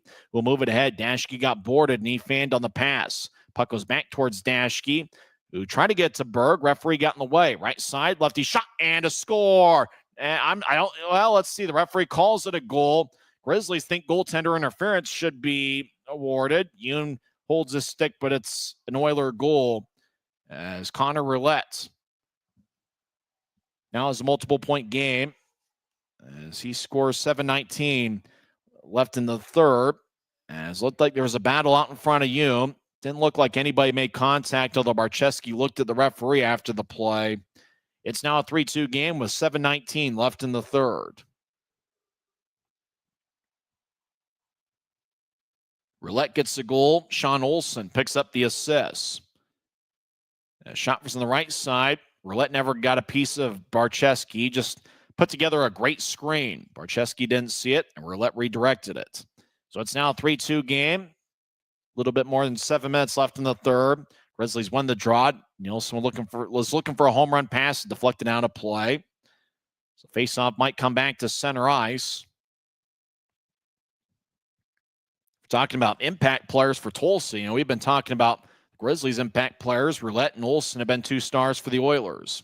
Roulette scores 12:41 into the third period. 7:12 left. Utah still leads, but it's a 3-2 score. This is the Grizzlies Hockey Network. From commercial to recreational truck accessories, Mountain Land Truck Outfitters has got what you need. Flatbeds, spray and bed liners, lifts and leveling kits, wheels and tires. Mountain Land Truck Outfitters proudly uses a brand you know and trust. And with our experienced, knowledgeable, and friendly staff, your visit here will be informative and enjoyable. Stop into our convenient location in Provo at 265 South 100 West or call 801-225-4637 to get a quote for your fleet or individual truck.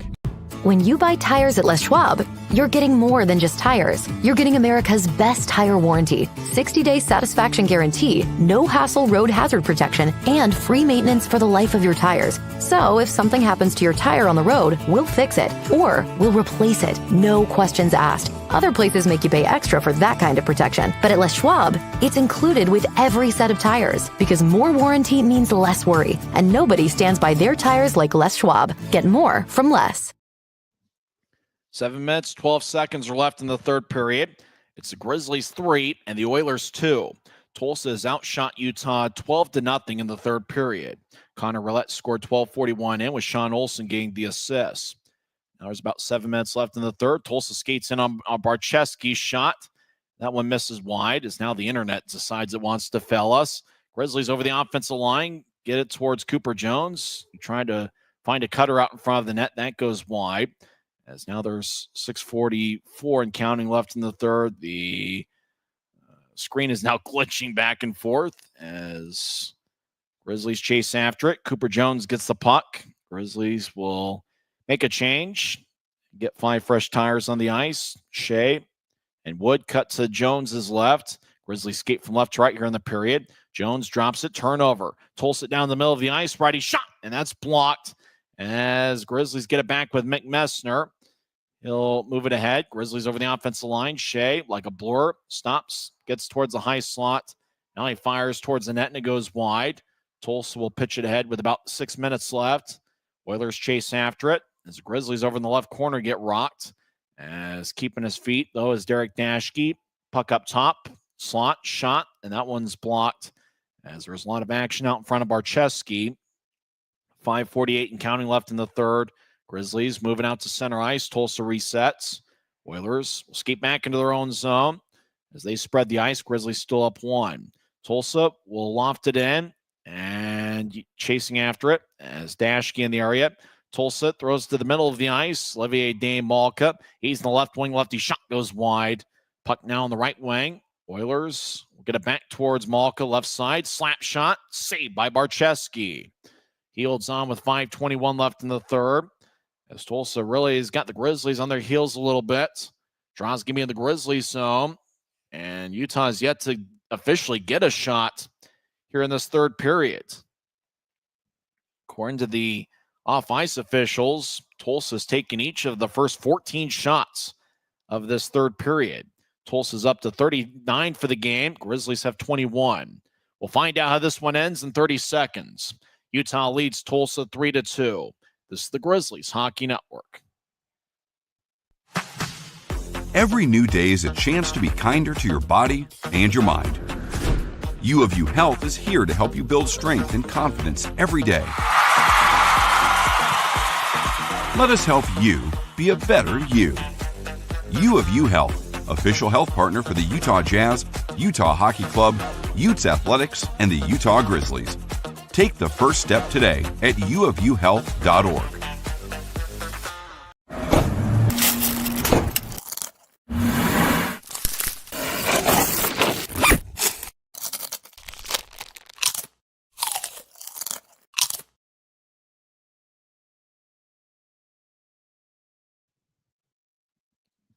All right, we got a fun one here tonight. So Grizzlies 3, Oilers 2 as Tulsa's looking to make a comeback attempt. Draws over in the left circle. Grizzlies win the draw, skating from left to right. Luke Manning skies it into the Oilers zone. And Lepster chasing after it. Dame-Malka in the area. Puck goes to the left wing. Tulsa will skip it out to center ice. Oilers gather the puck, and they'll dump it in. Jones chases after it. Barcheski behind his net will drift the puck towards the right corner.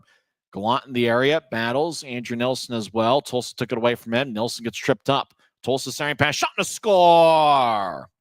And the Oilers tie it up, and that might be Sean Olsen again. Boy, Olsen and Roulette have been superstars this week, and it's Sean Olsen tying it up with 4:54 left in the third. Olsen high fives everybody on the Tulsa bench. He had both of Tulsa's goals last night. Olsen picked up an assist on a shot that was redirected by Connor Roulette, and this time it's Olsen out in front, tying it up with 4:54 left in the third. As the puck was towards the right side, Olsen was over in the right circle. Tulsa won a battle as Nilsson got tripped up. There was no purchase as he was trying to buy a penalty. Centering pass connected towards Olsen, and Olsen fired it past Barcheski. So it's anybody's game, tied at 3, less than 5 minutes left.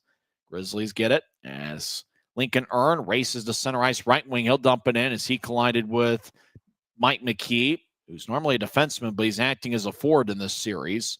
Tulsa over to the near side. They'll swing it out to the right side. Tulsa over the line, fakes a shot. They'll skate in. Centering pass is drifted away by Lincoln Earn. Now right point, righty shot goes wide. Tulsa, Cade McNally gets pushed by Fitz. Puck goes to the right corner, loose puck. Tulsa gets there first. Now behind the net, Oilers will skate along the right wing. Tulsa's outshot Utah here in the third period, 15-0. Utah takes the puck. Grizzlies cross center ice. Aragon dumps it in. Cade Nilsson chasing after it. Grizzlies change up, get 4 fresh skaters. Now Nilsson will come off the ice as Tulsa's in control of the puck with less than 4 minutes left in the third. Tulsa's doing a great job playing the puck possession game here in the third period. Oilers race out to center ice. Dumping it in from center ice is Austin Albrecht. He'll sprint after it. Oilers behind the net get triple teamed. Andrew Nilsson will force it towards the left wing wall. Utah skates from left to right here in the period. Tulsa Feeds it up top. Doogie LeGrone keeps it in. He'll fire it in deep. Andrew Nelson gets spun around. Puck goes towards Mastrodonato, who has 2 points tonight. He gets held up along the left wing boards. Tulsa gets the puck. The Oilers are playing with a lot of spirit. Left side, Tulsa skates towards a high slot. Righty shot goes wide. Utah gets it. 3:12 and counting left in the third. Grizzlies moving out to center ice, but Tulsa gets it as Utah threw an errant pass intended for Adam Berg. As the Oilers dump it in, Grizzlies chase after it behind their net. Brian Yoon gets it. He will skate back and forth behind Barczewski's net. Can the Grizzlies find a way here to get back into this one? Tied at 3. Can Utah get one in the last 3 minutes of regulation? As Utah's still looking for its first shot of the period. Grizzlies lose it. Tulsa, Roman Canal will nudge it back as the Oilers race across center ice with some momentum. And now they fire a changeup onto Barczewski, who drops it to keep the play alive for Yoon. As the Oilers get back defensively, Grizzlies still looking for their first shot. Neil Shea trying to skate on towards Butjetz, and he gets cut off. 2-on-2. Roulette over the offensive line. Toe drag, left side, lefty shot. That misses wide. While Roulette and Olsen have been impact players for Tulsa this series. Wood lays it for Shea over the offensive line. Shea centering pass out in front, looking for a cutter that might have been Gallant. It glows off his stick. And it was Gallant who's lined up with Wood and Shea on this shift. As Grizzlies switch things up, the Grizzly player gets hit with a high stick trying to buy a call. Looks like none's to be had. Gallant races into the offensive zone like a bull to lightning. Gets around an Oiler as Gallant gets rocked behind Tulsa's net as the glass goes swaying back and forth. 1:45 left in the third. Tulsa gets the puck. Oilers get it out to Albrecht. Left side. Albrecht will skip it to the Utah line as the Oilers will twist it off the near glass. Grizzlies get it back. Cooper Jones will speed the puck out to the left side. Grizzlies slice it back towards Jones. Jones directs it to neutral ice as the Grizzlies get it off of Manning's stick. Manning skates towards the right side. He gets hit along the right corner boards by Cade McNally as McNally gets pushed by Lebster. 1:16's left as Lebster gets it back to Fonstad. Now up top, Grizzlies high slot over to Fonstad. Make that Lebster. Lebster back to the left side. Grizzlies try to skip it across, looking for Fonstad. It bounced off an Oiler to the right point. Dashke overskates the puck. Tulsa clears it out. The Grizzly gets it about 10 feet in front of Barczewski. Home run pass is picked off. Tulsa will skate into the offensive zone, left side. Now looking for a wraparound. Shot goes wide as 45 seconds are left. Tulsa in the right point. They'll move it to the corner as Tulsa dance around being shadowed by Dashke. Oilers over on the right side. Dashke trying to push the puck out of the zone. Tulsa strong with it. Dashke knocked it away. Mastrodonato 3-on-3 over the offensive line. The Maestro will skate in, but everybody stopped skating as apparently the Grizzlies were offside with 29 seconds left in the third. So it's going to be a neutral zone drop. And I'm still not sure if the Grizzlies have registered a shot yet in the third period. No, at 17-0, Tulsa leads the shot count in the third. And the Oilers have doubled up the Grizzlies in shots 42-21. Utah to 3-1 lead. Connor Roulette redirected a Sean Olsen shot. 12:41 into the third. 2 minutes later, Olsen scored on a centering pass. Roulette and Petrick with the assist. That was 15:06 into the third. There's 29 seconds left. Neutral zone draw after the Grizzlies were called for offsides. Messner will take he's out there with Shea and Wood. As a draw, won by Utah. Messner won it over Sean Olsen. Jones over to Andrew Nelson at center ice. Nelson will drive it on towards Butjetz. Butjetz will feed it towards left wing. That might be Utah's first shot of the third period. Puck goes out to center ice. Tulsa, left wing. They'll dump it in. 10 seconds are left. Nielsen gets hit. Puck hit opposite center ice. Shea over the offensive line, 2-on-3. He's onside. 2 seconds left. As Grizzlies get to the left side, chase after the puck along the boards. And that will do it for regulation. Both teams get a standing point. Utah to 3-1 lead heading into the third period. And then Connor Roulette and Sean Olsen took over. And those two players have been unbelievable for the Oilers in this series. So both teams will get a standing point for their efforts tonight. Who's going to get that second point remains a mystery. Boy, the Grizzlies recently have had quite a few games. Remember, 3 games in a row in the recently completed homestand. Went past regulation. Tulsa's record in overtime this year is 6-4. Oilers are 1-2 in games that have ended in a shootout. For the Grizzlies overall this season, games decided past regulation, Utah has a record of 3-0-4-1. Utah is 2-4 in games that have ended in overtime and 0-1. Actually, they're 1-1 in games that have ended in a shootout. Well, Utah did get an overtime game winner last Saturday on the Guns N' Hoses extravaganza with over 9,300 fans. It was Neil Shea acting as the hero. Could Shea be the hero once again? He's got 2 shots tonight. Grizzlies didn't get a single shot off in the third period. I don't think I've seen that in the 7 years I've been closely watching the Grizzlies. They were held without a single shot throughout the entire period. Tulsa had 17. 7 minutes are on the scoreboard clock, as opposed to the NHL and AHL levels, which have 5 minutes. And I actually like the 7-minute overtimes. More games end with a goal in overtime as opposed to a shootout. Grizzlies here in overtime will skate from right to left as we attempt to see the game on Flow Sports. Let's see if we can get any sort of indication as to who's out there for the Grizzlies. You almost imagine Dashke and Yoon getting some overtime shifts. Both teams look to be tired. Boy, Grizzlies have 3 sticks on knees just trying to grab some air. Neil Shea's out there. I think Messner's taking the face off, and it is Messner. And Utah wins the draw. Neil Shea skates in on a boot yet. He'll skate in, lefty shot, and a score! Neil Shea scores! Grizzlies win! Grizzlies win! Grizzlies win as Neil Shea's the hero. He gets his 18th of the year, and Utah takes 2 out of 3 games in the series.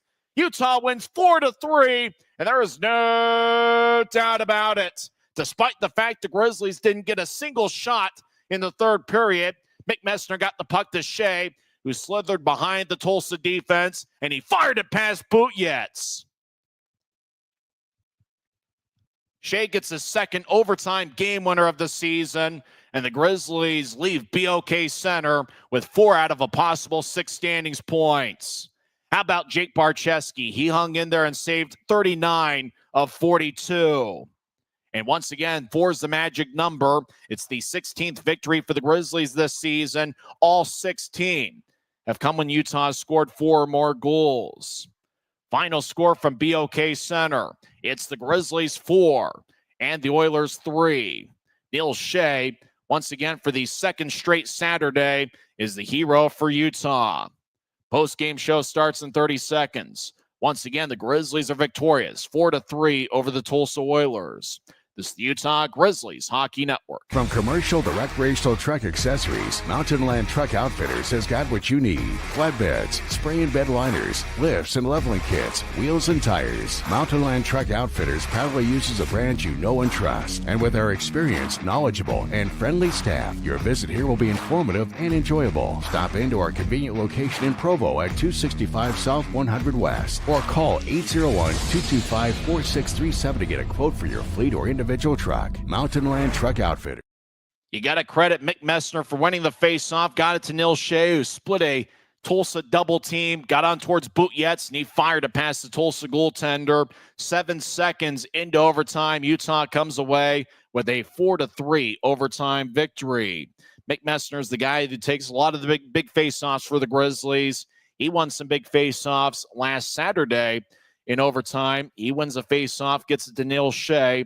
And with that, Shea gets his 18th goal of the season. That matches last season's total that he had with the Newfoundland Growlers. He had 18 goals in 64 games. Shea this season picked up his 18th goal, and this is his 28th game in a Utah uniform.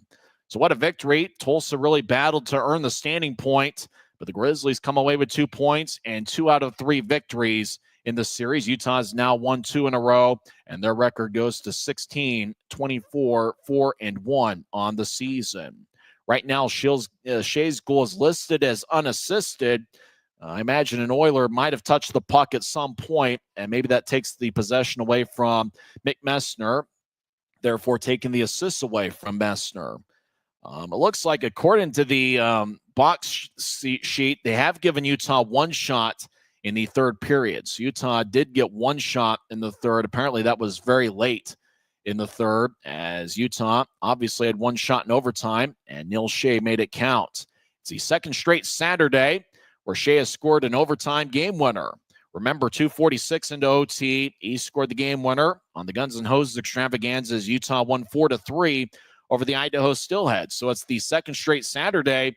Not only is Neil Shea the hero, but it's the second straight Saturday where the Grizzlies get a 4-3 victory.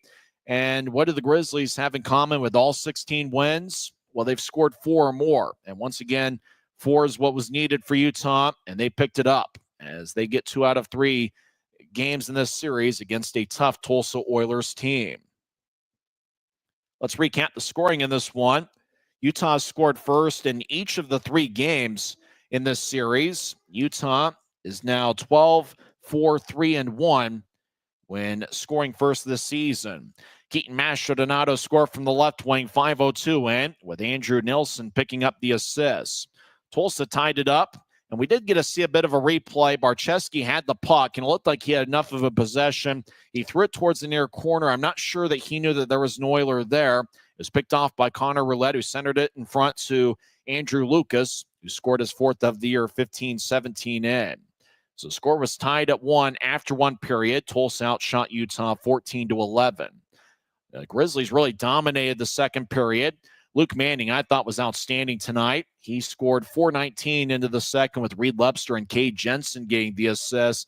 That was an interesting-looking goal as Manning had the puck on the right side. He got tripped up, and as he was falling down, fired on net and passed Butjetz for the second goal of the night for the Grizz.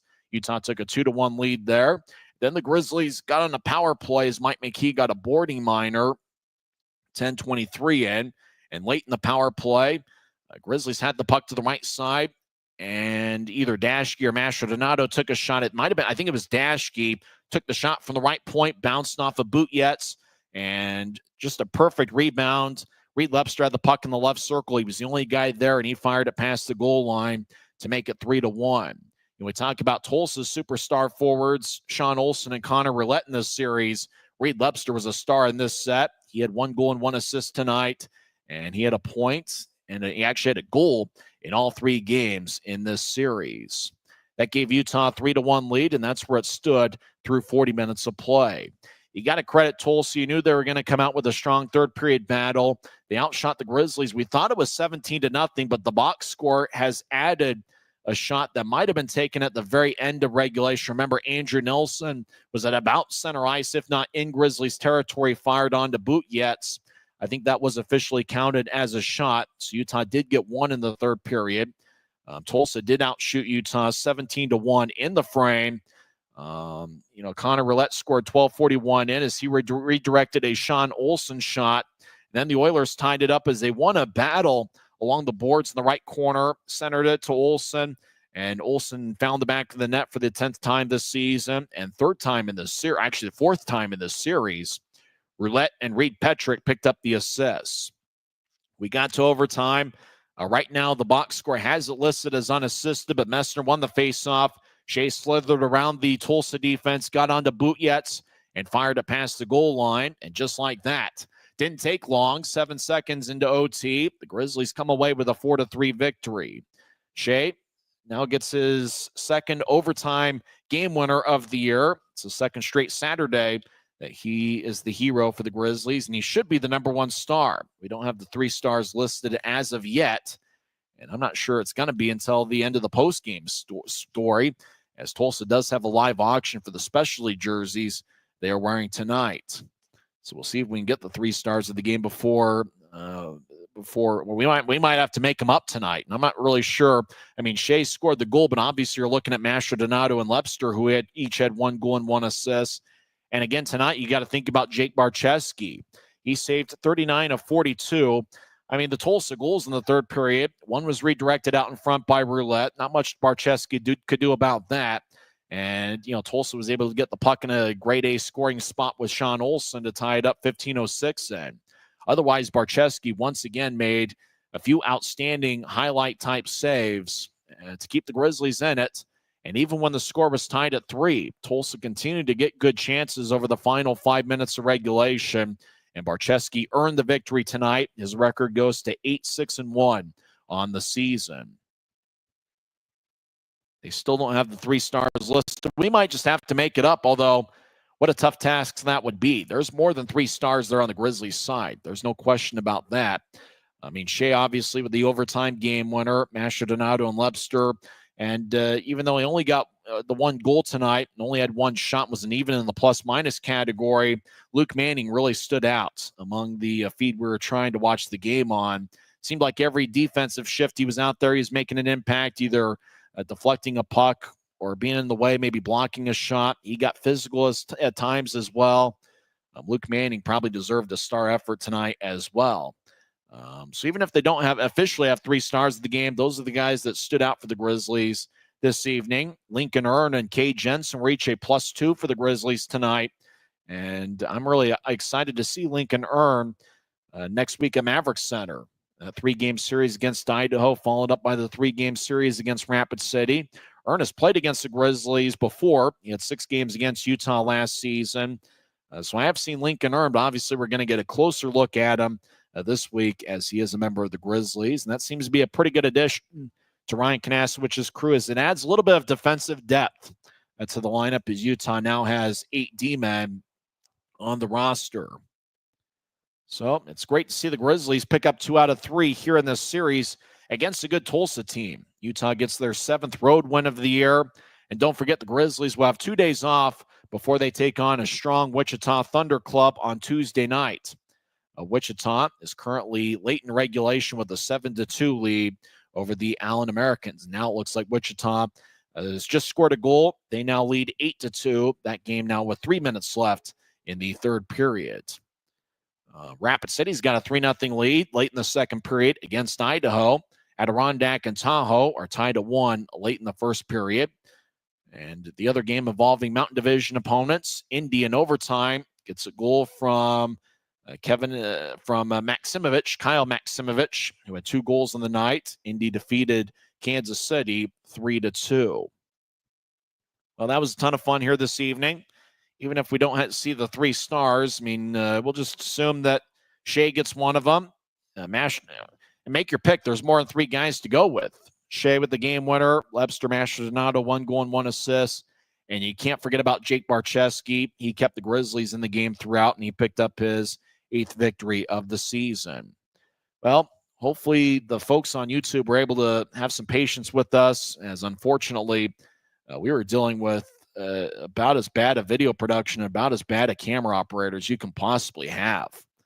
So we're just trying to put the pieces together the best we could. Unfortunately, it was difficult at times, but we had some fun along the way. And the most important thing is the Grizzlies came away with 2 standings points tonight.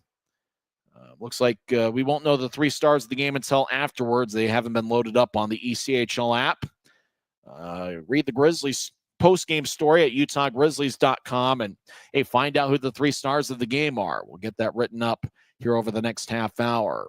Grizzlies are victorious tonight. Neil Shea's the hero. He gets his 18th of the year. He matches last season's total with the Newfoundland Growlers, as he now ties a pro career high. And Shea's done all that in just 28 games. Shea now has a goal in 15 of 28 games this season. And he's been a superstar for Utah. And obviously moments like that, games on the line, you start overtime, your best players, you're hoping turn out to be your best players. And you obviously, when you get a time like that, Tulsa making a comeback bid, Grizzlies looking for that extra standing point, and Utah's best offensive player comes through as Neil Shea gets it for Utah. Grizzlies now have 16 wins this season, and they have scored 4 or more goals in all 16 victories. We'll come back on Tuesday night and have a fun showdown against the Wichita Thunder. Utah picked up 3 out of 6 standings points a couple weeks ago against the Thunder, and we'll see what Utah has in store in a very interesting Tuesday night battle. Who you got in the Super Bowl tomorrow? I think the Chiefs pull through, win by 3. Eagles are going to put together a good test, and I think that the one thing the Eagles have that they didn't have 2 years ago in the last Super Bowl meeting is Saquon Barkley, and that's certainly a big difference maker. But I got a feeling the Chiefs, as they've done all season, when they need the big play, they come up with it. Tonight, obviously, Neil Shea came up with a big play for the Grizzlies, but it seems like with Kansas City, when it's crunch time and they need the big play, somehow Patrick Mahomes and company always seem to come up with it. I got the Chiefs winning. Final score of that game, I predict, will be 24-21, but it should be a fun Super Bowl.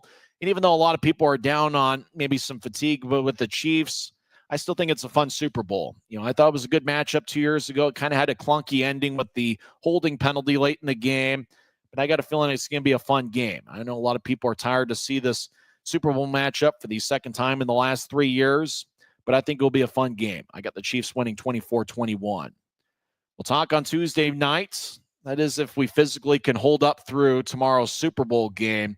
Make sure you eat and drink responsibly tomorrow, as after all, you got to work on Monday. But for the Grizzlies, they got work Tuesday against Wichita, and then the Grizzlies come back to Maverick Center, and I'm really looking forward to seeing some live hockey over the next 2 weeks. Grizzlies have the Idaho Steelheads in town next week. Friday is going to be the next home game. That's Valentine's Day, so bring your Valentine out and enjoy hockey at an affordable price. It's an AFCU Friday where tickets start just $12 when you pay using our AFCU debit or credit card at the Maverick Center box office. Next Saturday is going to be a fun one. It's the first ever fishing night.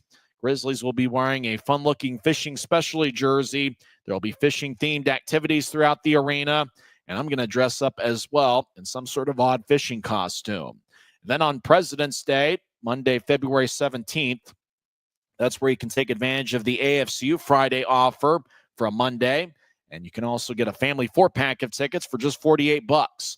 And then the Rapid City Rush will be in town for 3 straight games and 3 straight days. Grizzlies Fight Cancer Weekend, presented by Mountain Land Supply Company, will be on February 21st and 22nd. Sunday, February 23rd, will be a 3:10 start. Tickets are available at UtahGrizzlies.com. Grizzlies are looking to make a playoff push, and they needed the 2 standings points tonight, and Neil Shea and company came up big. Reed Lepster and Andrew Nilsson were superstars in the series. Keaton Mastrodonato had 1 goal and 1 assist. Once again, he played an outstanding game. And how about Jake Barczewski? He gets victories on back-to-back nights, despite the fact that he saw a high volume of shots. He saw 47 of them last night, and he saved 45. Tonight, he saved 39 of 42. And the Grizzlies come away with a 4-3 overtime victory. And it didn't take long as Neil Shea got it done 7 seconds into the extra session. Well, we're just hanging out here in the Grizz Cave trying to pursue our dream. And that's to someday, some way, and somehow get ourselves to the National Hockey League. And hopefully someday that dream will come true. We'll come back on Tuesday night, 5:50 pregame show, 6:05 face-off. I'm Tyson Whiting, and it is what it is. You've been listening to the Utah Grizzlies Hockey Network. Good night, everybody.